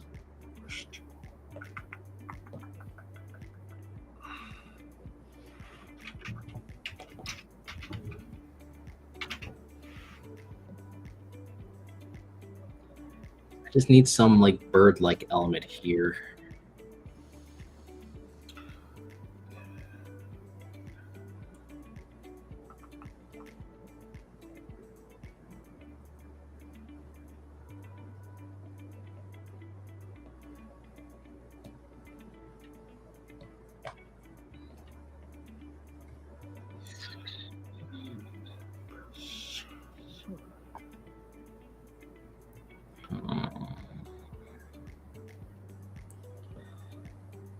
Okay.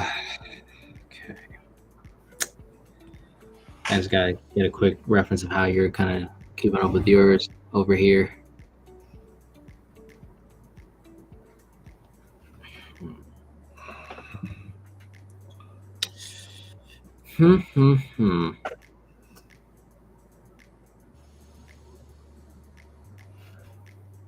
I thought, ooh, Dragon Gaming said something interesting. How about Los Angeles? Because angels have bird-like wings. That's cool, idea. Right, nifty. We should just call this little team here, set in this little cyberpunk world, just call it the Avian Force. Or birds of a feather.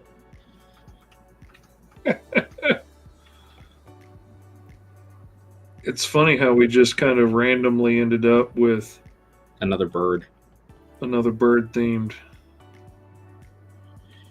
character. It's funny because I remember somebody last time when we did the American Eagle one, somebody mentioned how my rendition of the character looked like Jetman, the Super Sentai kind of character, and that was like a whole unintentional kind of a thing there. And little did I know that it's like, or what's it called? When they mentioned Jetman, it was funny because that was made in like 1991, and then a couple years, or I think the year after, or a couple years later, that's when they came out with the Ranger concept for, what we used for the 90s for the Power Rangers, which was the like Zoo Ranger or something like that. And it originally, Jetman was the first like bird theme to kind of get it back into action, and then after that was dinosaurs. And imagine if like Saban actually bought the rights to use like the Jetman concept, we would have had birds as potential first rangers rather than dinosaurs. That would have been a crazy reality to live in.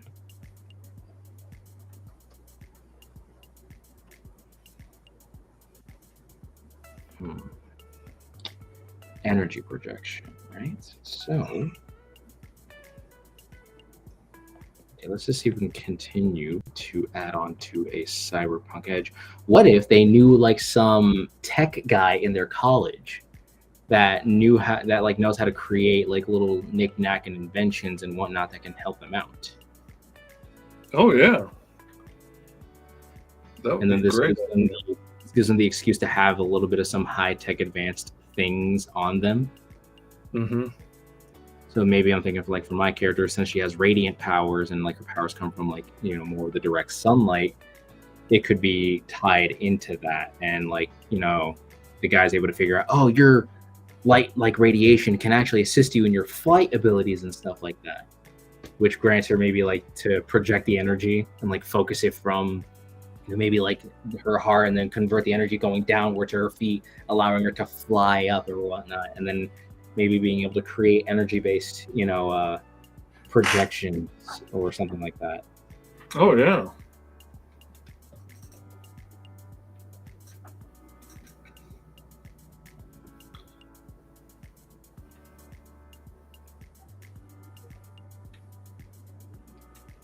Really trying to think here, man. I can't tell if I want to go for the glasses bit or not, because there's like literally nothing else bird related other than her feet, and I'm kind of annoyed at that. Which maybe that could be a good implementation to her design, because she looks probably more human than avian, you know. So that's something I have yet to take into consideration. But I have got that is very neato burrito. So at least got that. What kind of a food do you think your character enjoys eating? Oh, you know, small rodents.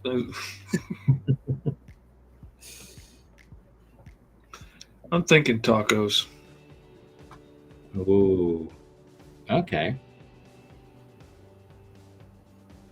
Interesting. Thinking like, since it's tacos, I want to say taquitos, just to kind of make it similar but different.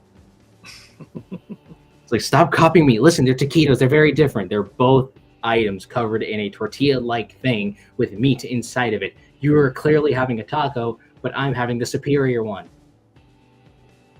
It's like, I never asked for your suggestion. I just wanted taquitos. It's not my fault gas stations have really good taquitos. I say that as I work at a gas station. Or like tacos and burritos are pretty similar. I mean, depending on how you make them, I suppose. True. You know, funnily enough, When we do it, it's usually like you can make whichever one you want, whichever one you feel like, out of the toppings that we have here.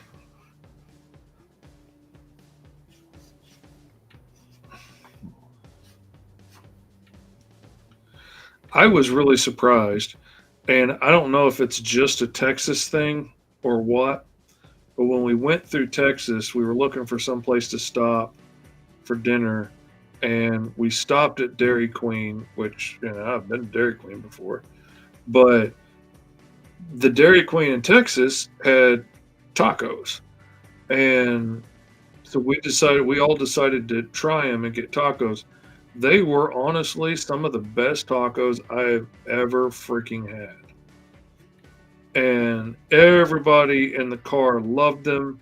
We were all going on and on and on about how great they were. And then my wife got terribly sick. oh no, not I the don't poison of the really tacos. blame the tacos per se. She's got a lot of food allergies, as do I. So there may have well been like too much paprika or something in there that helped make her sick. And she'd been in the back seat of the car for hours, which she doesn't usually ever ride in the back seat. So I think that combination of things led to her getting so sick. But yeah, it was really miserable for her. And even more miserable because we couldn't quit talking about how good the tacos were, but they were really good. Okay, I think I have some semblance of a design here, which is fine. I can go off of this.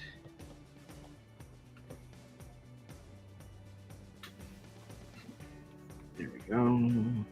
Make it a little easier on myself, just to kind of take out what I don't need. Although I do like the idea that she needs to have these little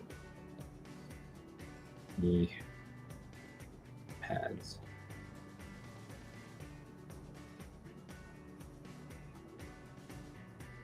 There we go.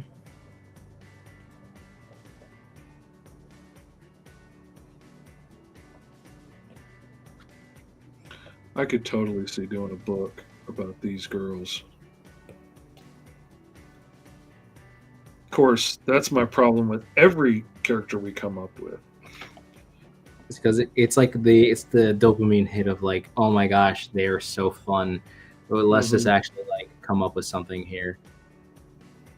It's the fun of getting to make something new and not the drudgery of having to actually finish a project. Exactly. And That's why the ideas of number ones of anything else is always so intriguing.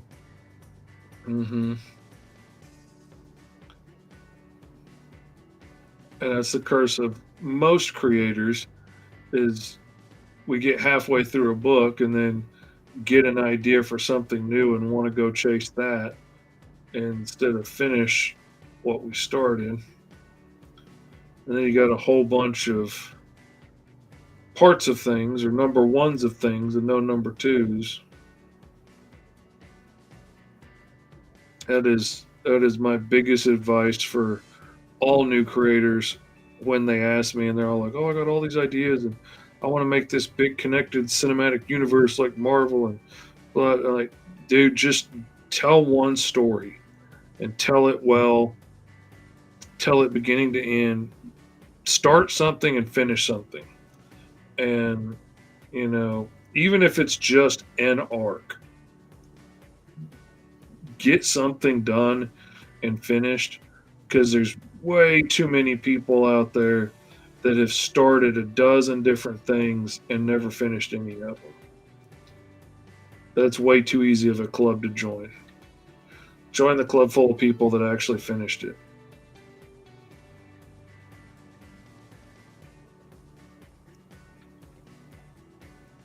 And I got to keep reminding myself of that all the time too, because I want to jump off on every new idea I get. Like always chasing that new high. Mm-hmm.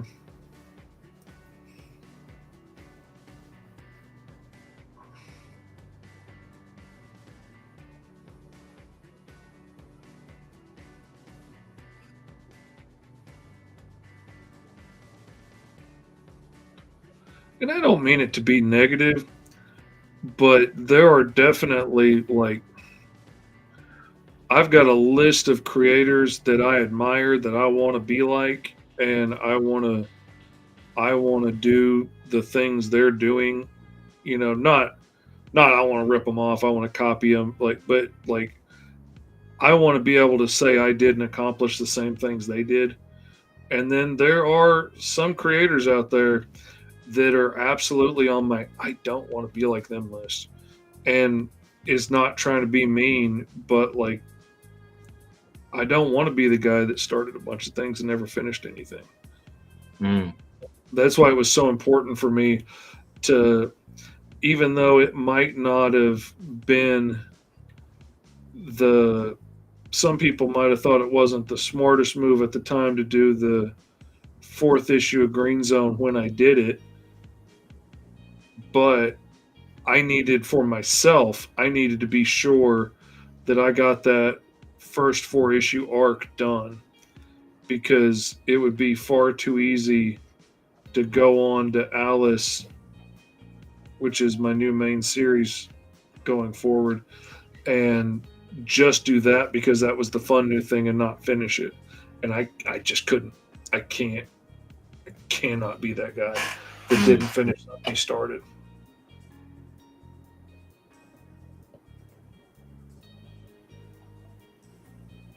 Let's see.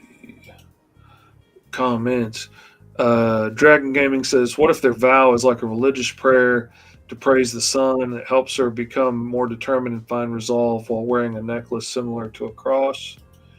And Jordan says maybe they could combine their powers and create a giant energy construct of a bird, and it would become their secret weapon. That's kind of a neat idea if they had if they could both spend like all of their power in that short little twilight time at dawn and dusk to be able to combine their powers, that would be cool. That would make them more smart and tactical on how to like operate their abilities and whatnot. It's like we only have like one small shot at this, mhm. and then like do or die. If it doesn't happen, they're kind of screwed at that moment. So that's a very interesting thing to explore. R.S. Shepard says Uncle E's colors baby blue, white, and gold, and Fish's colors should be purple, black, and silver. Commander Comic says, same for me. I made a Muppet themed comic book and I crawled it and just forgot to finish it. Yeah, it happens. I got a lot of started things that didn't get finished. What if they made sounds whenever they get scared? Don't we all? But yeah, that would be a fun way to include a little bit more of the bird theme. And then like the American Eagle is just like, do you guys need to keep acting like birds? It's in our nature. It's like, we don't see you acting like an eagle. Yeah, that's because I based it off one. It's just in name, because of the buoyancy of eagles. I honestly would love to do another shot at that one again. Doing like my god, the buoyancy. Do another public domain redesign for next week. I wouldn't mind that because that was very interesting. And again, we created a very interesting character out of those. I mean, like had it not been for the public domain thing, we wouldn't be able to set it in the world where he is in. Yeah. There we go. I'm just kind of adding these little effects or wrinkles, or I don't know what they're called, but we're going to call it something other than that. I don't know.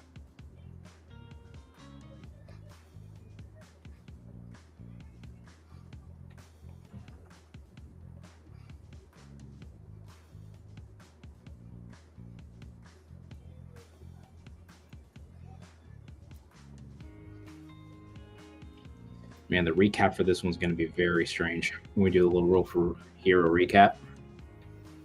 Mm-hmm.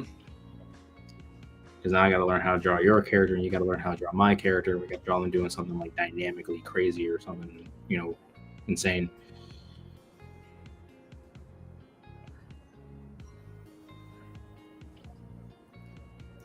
That's something I thought we could do at some point too that might be fun, would be to do like a redesign or our own interpretation of each other's characters.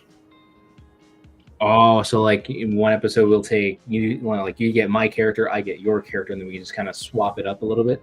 Mm-hmm. And like see what we would have done with some of those same prompts and ideas, and how might we change this, that, or the other. What would we have done with the costume, or kind of like you would do with a public domain redesign, or redesigning like a Marvel or DC character, but with the characters that we've already come up with. Ooh, that could be a fun one. That is true, but I will say the majority of the first few, I will say, since we started this whole series, have been the same because we just took the same powers and we just kind of went with that idea. Mm-hmm. And then we were just kind of like, well, I mean, this is because the whole point of it really was to see how two different artists took the same powers, but then took it to a different scale. And then because again, I went a completely different route and you went on a vastly different route. So that was I guess the original point, but now we're just going balls to the walls. We're just going insane. Really got to enjoy it for what it's worth here.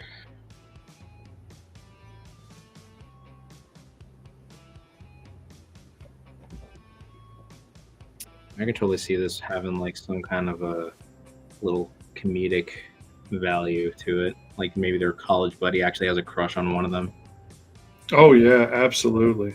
And it's like I made these for you guys for your bird powers and stuff.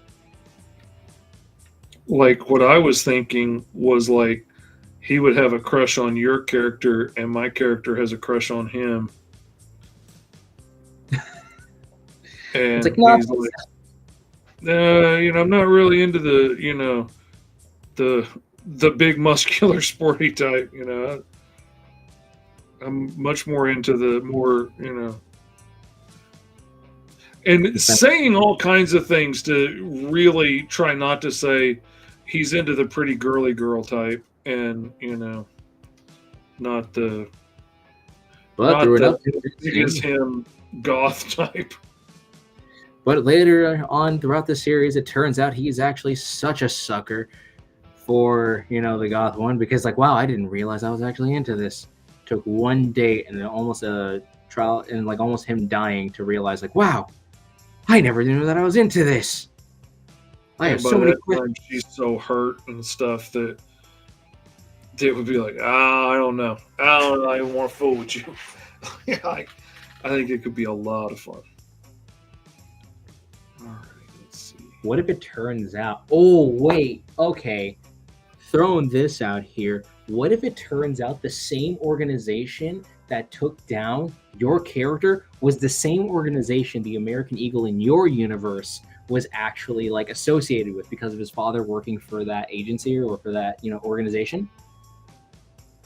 Oh. Which could tie in to everything because, again, learning the buoyancy of an eagle. Our characters are bird associated. They would actually have association with the character.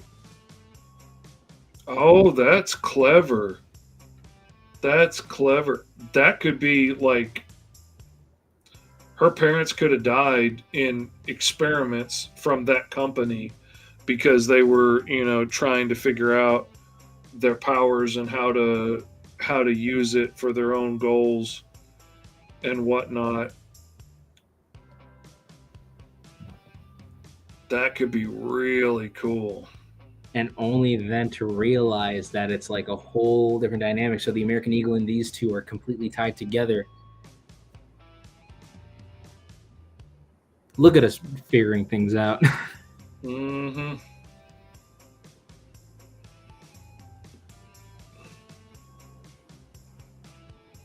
All right, I'm actually just going to add this little bit over here to make it look like a bowling jacket. And I think that would actually be the funniest idea. Like once I draw her in a cool dynamic pose or whatever, that she'll like her energy projection looks like throwing bowling balls. So she'd be like, take that. And she'll actually do like the whole, like, if it was an anime, it would be a super dynamic shot of it. You would use what you know. And, if that's the kind of motions and stuff that she practices all the time, like I could totally see strikes and spares and things, becoming part of her move set to use her powers, Or like maybe there was an instance in where she doesn't really know what to do, but she has like a final shot to do something. And then like your character being like, yo, bird brain, how about you actually like roll up? How about you hit a 7-10? And she's like, wait a minute, 7-10, like kind of using those bowling tactics. Mm-hmm. 100%. Oh, look at that. We're already tying things together here. Loving it. I love it. I love it. I love it. I love it. All right. I think I got an idea down. I have yet to get to the colors, but it's a simple costume, but I feel like if you're going to draw it out as a comic, you want simple. That's something else that I had to learn how to like, something I have to keep in mind. If it's too simple, don't be afraid of it. Listen, Spider-Man's costume is simple, but it's not too simple, Like a simple costume would be like the Flash. The Flash's costume is super, super simple. Yeah. But that plays such a huge benefit to him because of the fact that he is literally all red. But, that also leaves room to showing off muscle dynamics or, maybe playing it to some comedic nature to it, Mm-hmm. Never be afraid of being too simple. Sometimes it might be the reason, it might be the way to go, and you don't even know it. Now, now I gotta go check out the comments because one of y'all suggested that I make the character's suits baby blue, white, and gold. Okay. It's like almost incorporating the idea that the baby blue is like the sky, the white, and the gold is like the sunshine and such. Mm-hmm. So we got that over here. Maybe it's against a Letterman jacket that I'm kind of going for. Kind of play off with this idea a little bit. And then we kind of put yellow here, yellow there. Yellow has just been weirdly enough like the color that has defined my company and myself. And the funny part is that red is my favorite color. The yellow does look nice, man. The yellow and black logo, that pops so quickly. It does. Because, like, look, if Marvel is red, DC is blue, I gotta be the one in between. I gotta be the yellow. Now, am I gonna be in the next Marvel DC? I don't know. Am I gonna be any of those? Who knows? I am to not dictate such craziness in my livelihood. I've always liked the way that pops as a logo.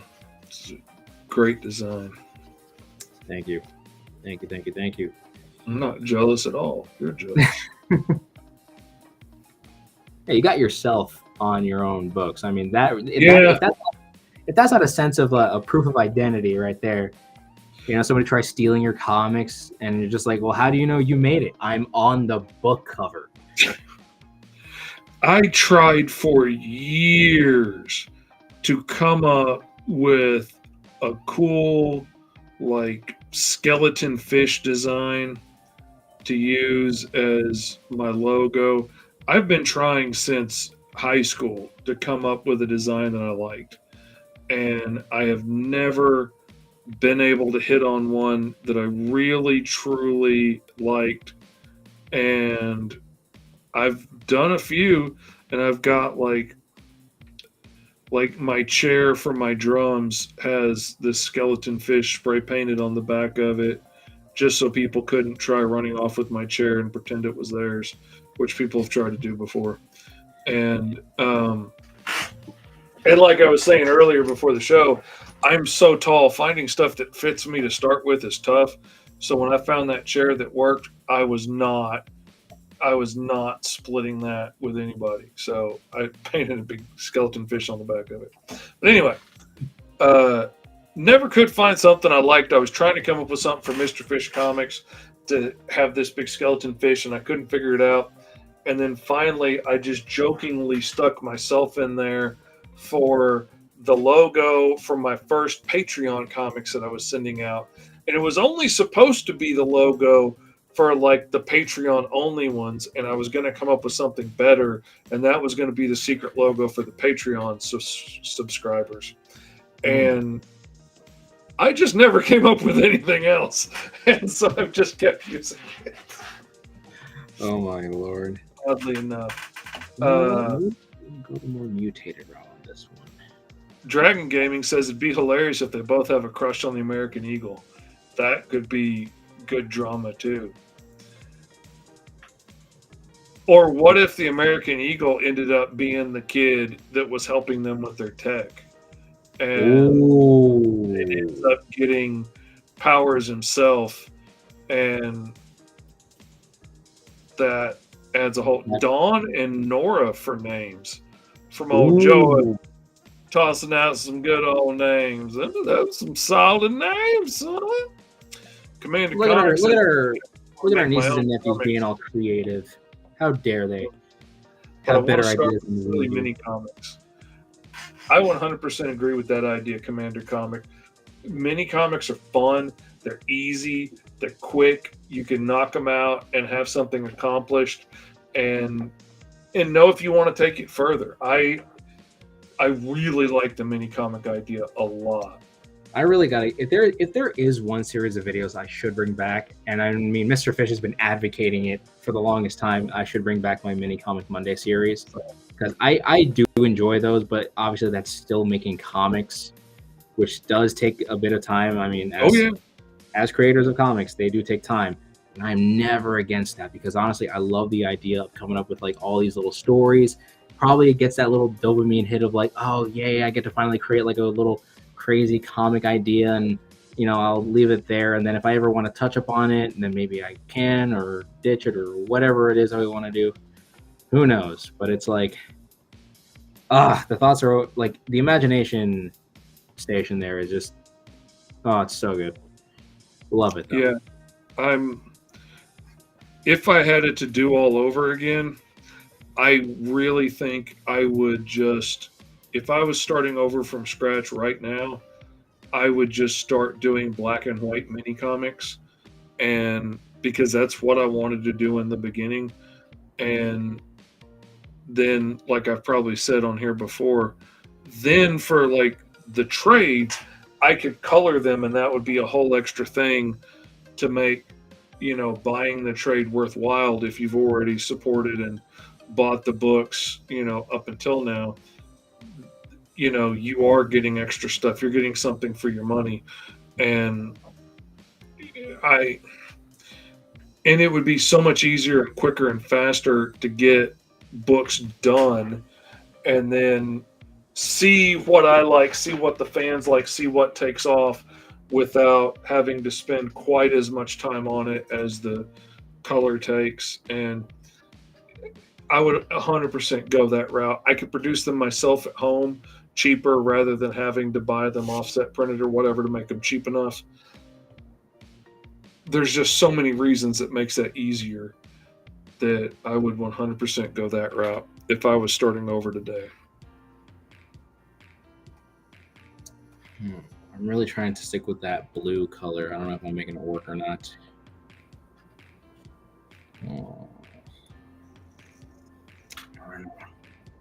Because I kind of like the yellow color overall. Yeah, I tried. Kind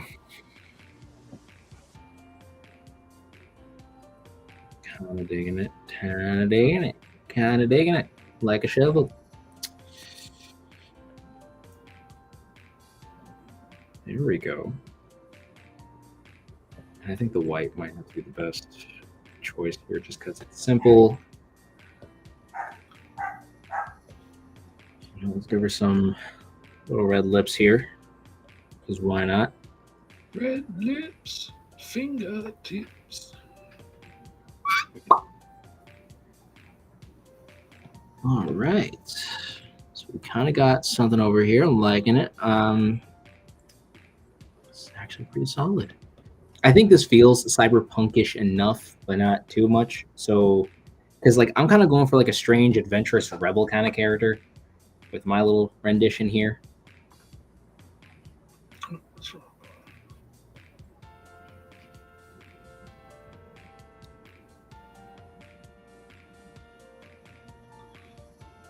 let's do this And boom.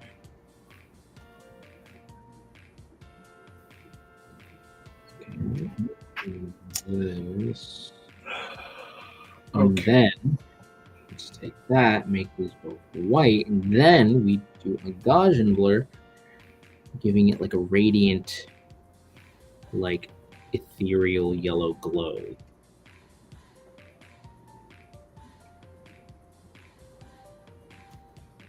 There we go. Or better yet, what if I did? I think this would fit. I guess when I think of sun, I think of the color yellow, because this kind of fits. The yellow color for me is kind of working more. I wanted to incorporate the baby blue as best as I could. Just didn't know really how to.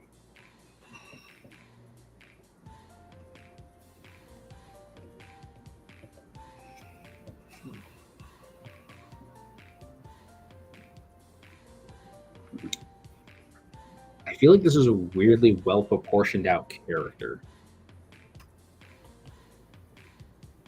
You know what I mean? You know what they are? I think this is like our rendition of Hawk and Dove. Just now I think I'm like, oh, this is just our Hawk and Dove, except, it's just different. I could see that.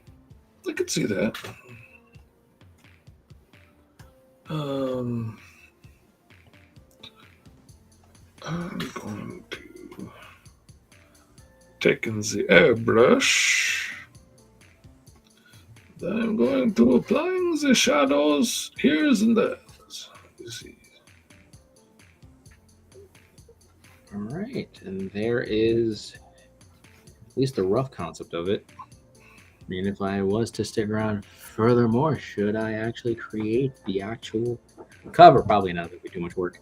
But I kind of like where this is at right now. This is actually, I like to think this is a pretty good, like, you know what, maybe just to kind of add. I'm really liking this character the more I'm playing with her. I might would change her outfit a little bit, but I am really, really liking her.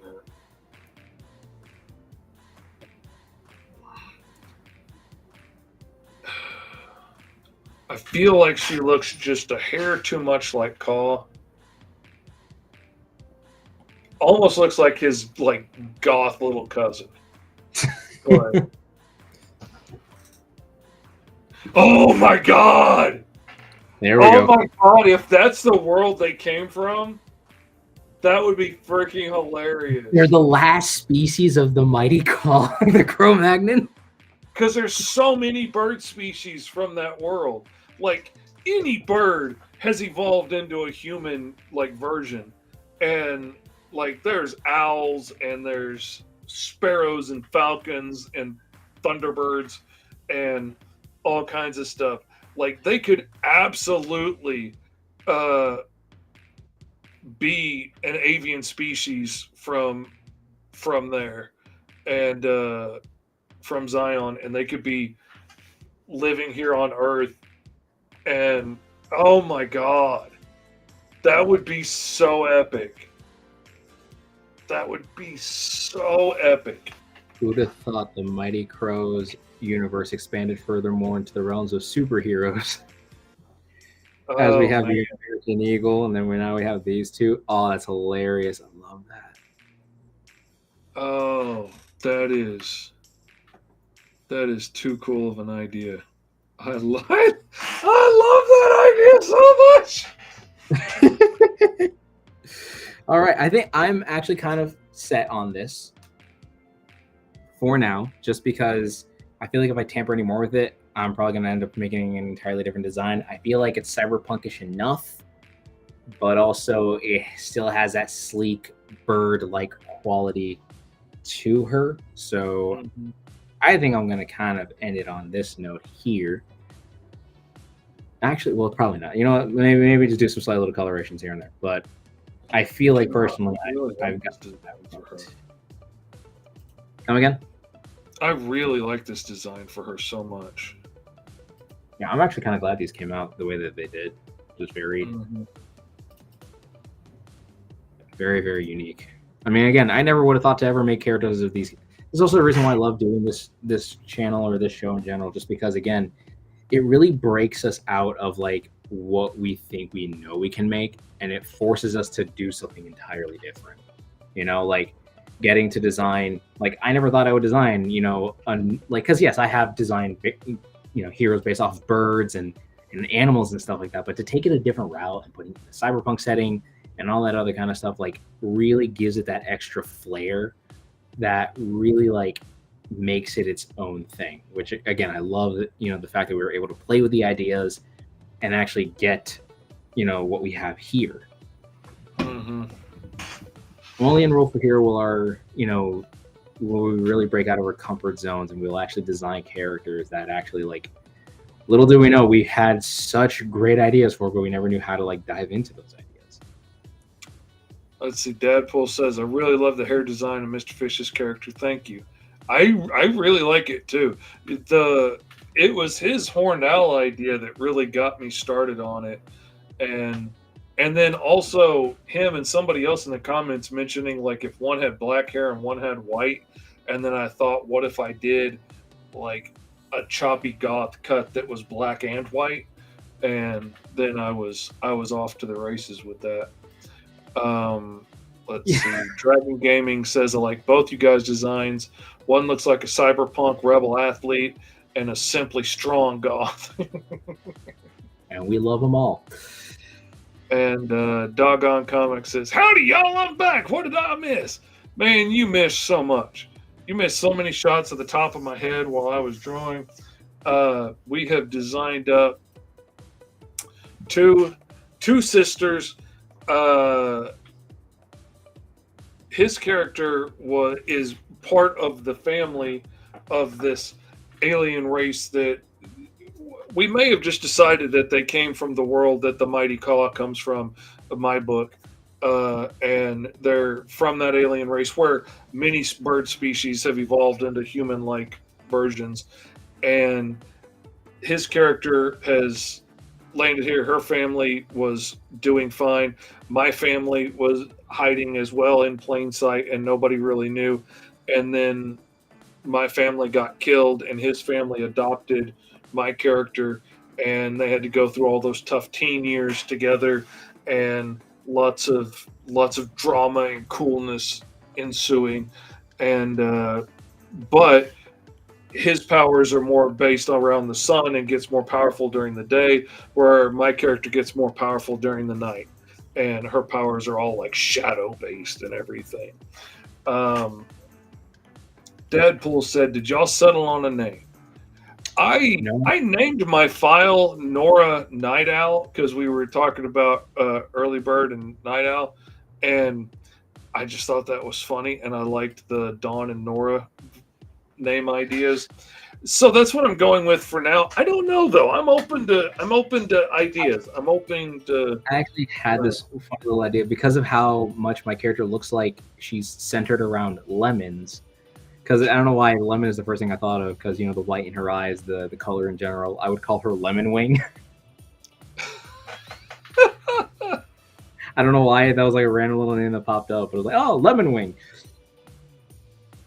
Pending name, but it's still a name. That I also decided You know to make what that sounds like to me?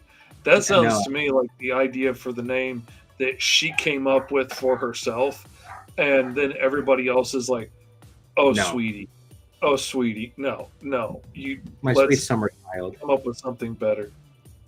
But I also kind of like the idea of like, I think like if we were really superheroes, I think you would probably pick like a really cool name that you want to be your name, and then you would go out and you would start saving the day, and then the media would assign you a name, and people would start calling you something on the street, and you'd be like, "Oh no, citizens, my name is," and they'd be like, "Yeah, right, you're Spider, homie. I know that." Like, "No, I'm actually the Amazing Spider-Man." "Oh, amazing! What makes you amazing?" "Man, you're Spider, homie. I know it was on the news the other day. Everybody around here knows you're Spider, homie." Like, Actually, funny that you mentioned that. It's really interesting how you mentioned that because in my comic of the Unbeatables, I actually wanted to give like my character Powerful that same vibe of like being hated by the media because he's an unregistered like superhero, because that's how you become like a hero as a full-time gig. And because his color scheme is literally like just one color off of just being purely black and white, he's simply called the Monochrome Menace. Like the media, I was like, the Monochrome Menace is out and again doing his usual thing of being a public disturbance to those around him.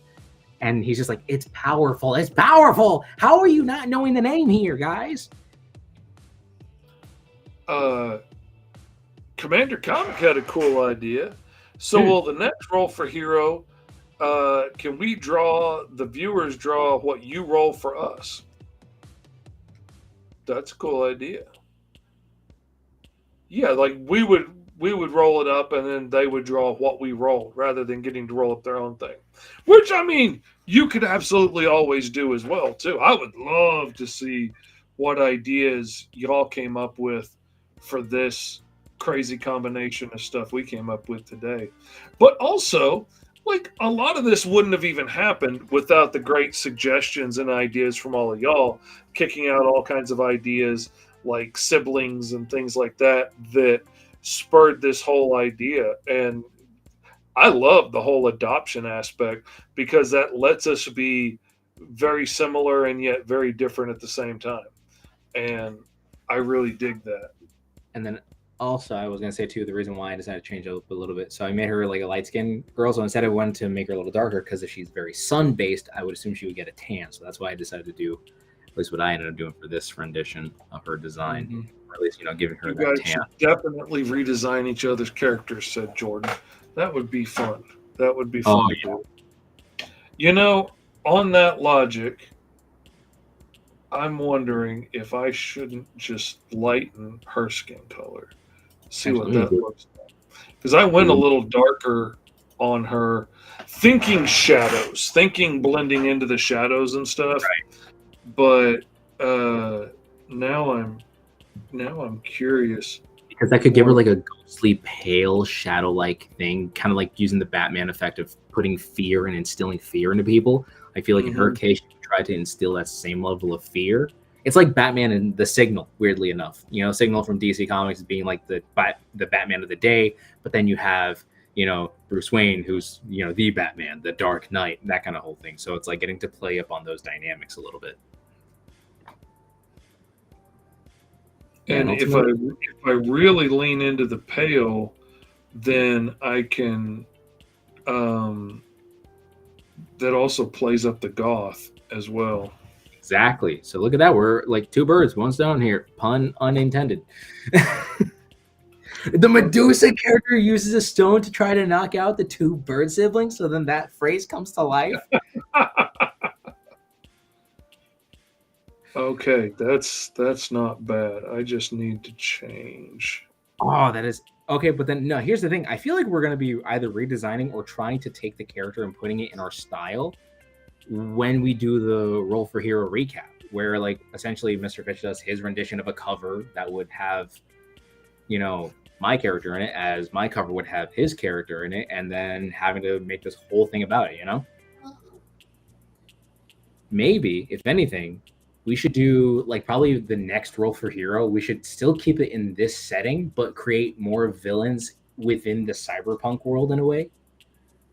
So then that way we actually have like something to work off of. Or again, we can just kind of keep it off as just doing something else, you know? But I like the idea of adding more to it.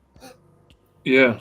I mean, and I like the idea of now that we've got more characters that are fitting into the same world. I like the idea of trying to come up with more characters to fit in around them. And that's a cool idea. Oh, Dragon Gaming also suggests spooky Halloween characters next week for Halloween. That's a really good idea. It would be November by then, but I could see the appeal to it. No way, would it be? Oh, will it be November already by then? Oh man, maybe not the calendar in the off chance. Oh no, 29th. It'd be 2 days before Halloween. Yeah. Oh, 100%. We'll find, if anything, we'll find like a classic. You know, if anything, we'll roll up a classic movie monster, and then like either the classic Universal movie monsters or the one based off literature. And then we can just go off on it and then just do our own renditions. Have it either set in the classic Gothic era, maybe a more fantastical rendition of it, or maybe have it set in the modern day where it turns out Dracula is nothing more than, you know, the homeowner association, you know, leader. Or, you know, maybe Frankenstein the doctor is simply trying to start up a family and he just has a really sadistic method of doing so. Oh man. That is an idea right there. Oh man. That's an idea. Oh man. But again, we have to let the dice dictate what we do, or we can actually take control of what we create and actually make it our own. Who knows? But again, that's the whole point of Roll for Hero, where we let the dice dictate what on God's green earth we are always drawing in these sessions.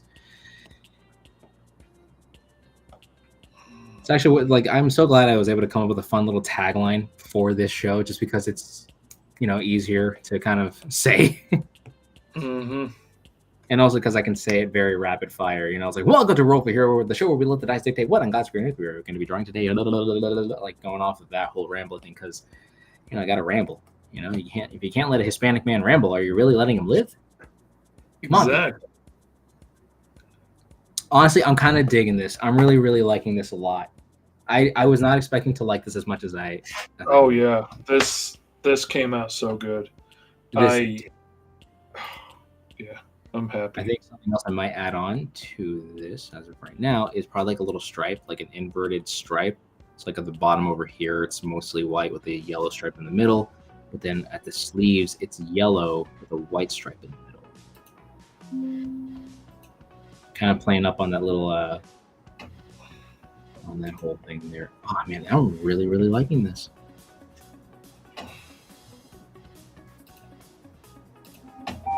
Okay. Got a bunch of comments. Oh no! Incoming call from mi madre. Do a Halloween monster mashup next week. Mash up two monsters together into hybrids. A monster mashup where you fuse different classic monsters. Mummy meets Hyde. Wolfenstein. Now there's an idea right yonder. Creature from the Black Lagoon meets the Blob. Oh man. You can name him Marsh or Bog. What did I do? What did I miss? They're talking about doing mashups between classic monsters like the Mummy meets Hyde or Wolfenstein or the Creature from the Black Lagoon meets the Blob. You can name him Marsh or Bog. Oh, you know what? So I am glad that I was able to post a video for this month because I know I've been lacking on that, and that is very, very much on me.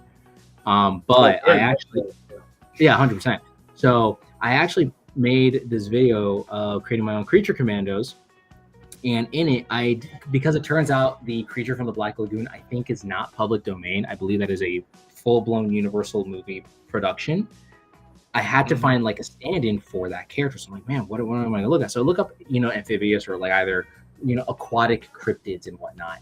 And one of them that stood out to me because this was very funny, and I mentioned in the video, is the Ohio Loveland Frogman. Mm-hmm. Mind you, I'm going to Loveland, Ohio for Thanksgiving. I just thought that was really that was way too coincidental for me to not use it. So he was like my and I ended up making him look like a weird action-packed Kermit the Frog or something. You know what? I have it here. Let me find him. Where is he at?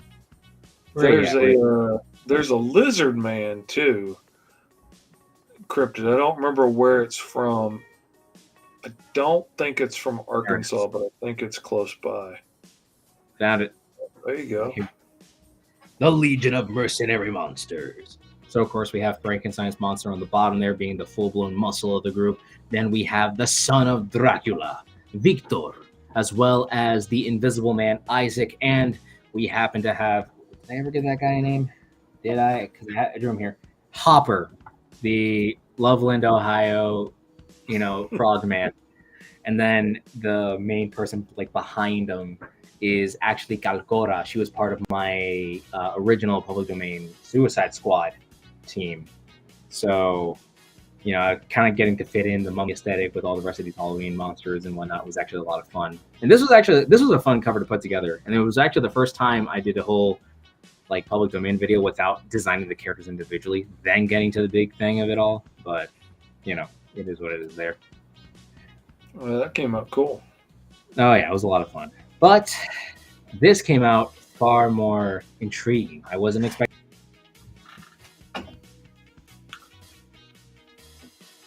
Oh, I think your sound dropped out for a second there. Nah, I can't hear you.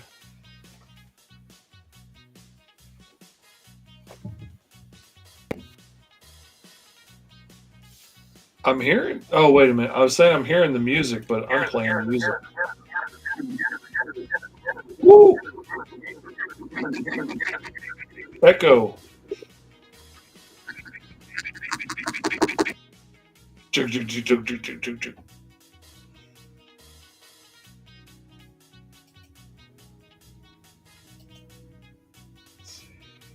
won't turn that off. Yeah, I'm not hearing any. Oh, wait a minute. I heard you. Hold on. Say something else. Oh.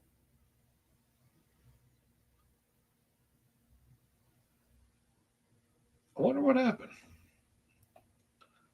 We were going so good with no echoes.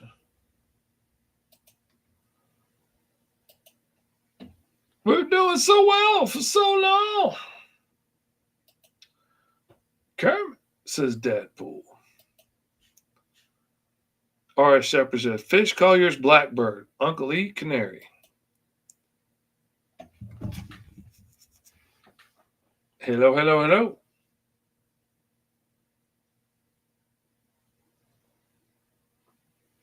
One moment while we have technical difficulties.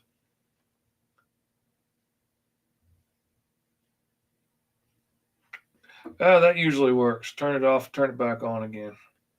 Oh, this freaking gnat driving me nuts. I tell you, this is the season of the gnats this year. They've been every freaking where. Man. Well, anyway, while we wait for Yolanda Lee to get back on here, everybody knows that. What is up, man? Good to see you. Mark the Shark. You know, you can find me at Mr. Fish Comics everywhere on the interwebs, anywhere you look on all the social medias. We got sound yet? Let's see.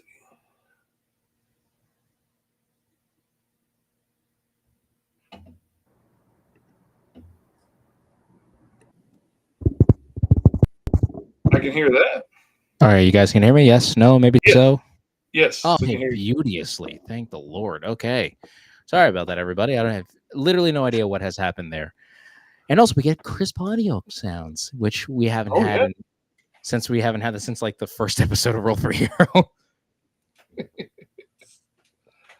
The audio is crispy, babe. Crispier than chips. He's speaking in eldritch tongues. That's why we can't hear him. Yeah, that's it. That was the whole problem. Maybe Nat should be a bug-themed villain. Oh my gosh. Yeah, these Ooh. gnats are driving me nuts. They've been everywhere. All of our travels is just everywhere we go. I'm sick of them. Had enough of them. Ready for them to go. I mean, oh, trust me, I understand completely. I mean, as a Floridian dealing with just, we are in a very humid environment, so having to deal with actual like bugs of all kind, it's so annoying because again, there's so much moisture in the air. Mm-hmm. Oh, yeah. Let me tell you. It is everywhere. It is a prime environment for bugs to grow. That's the beauty of living in the South. Anyway, we've been at it for nearly 2.5 hours.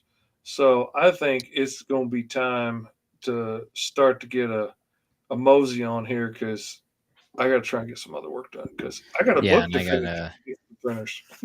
It's actually a pretty good time frame too because what's it called? I think I have a call later on speaking to some realtors because, you know, adulting and trying to find a place to live. And speaking of, I'm going to end the video. I think we should probably end the video here, guys.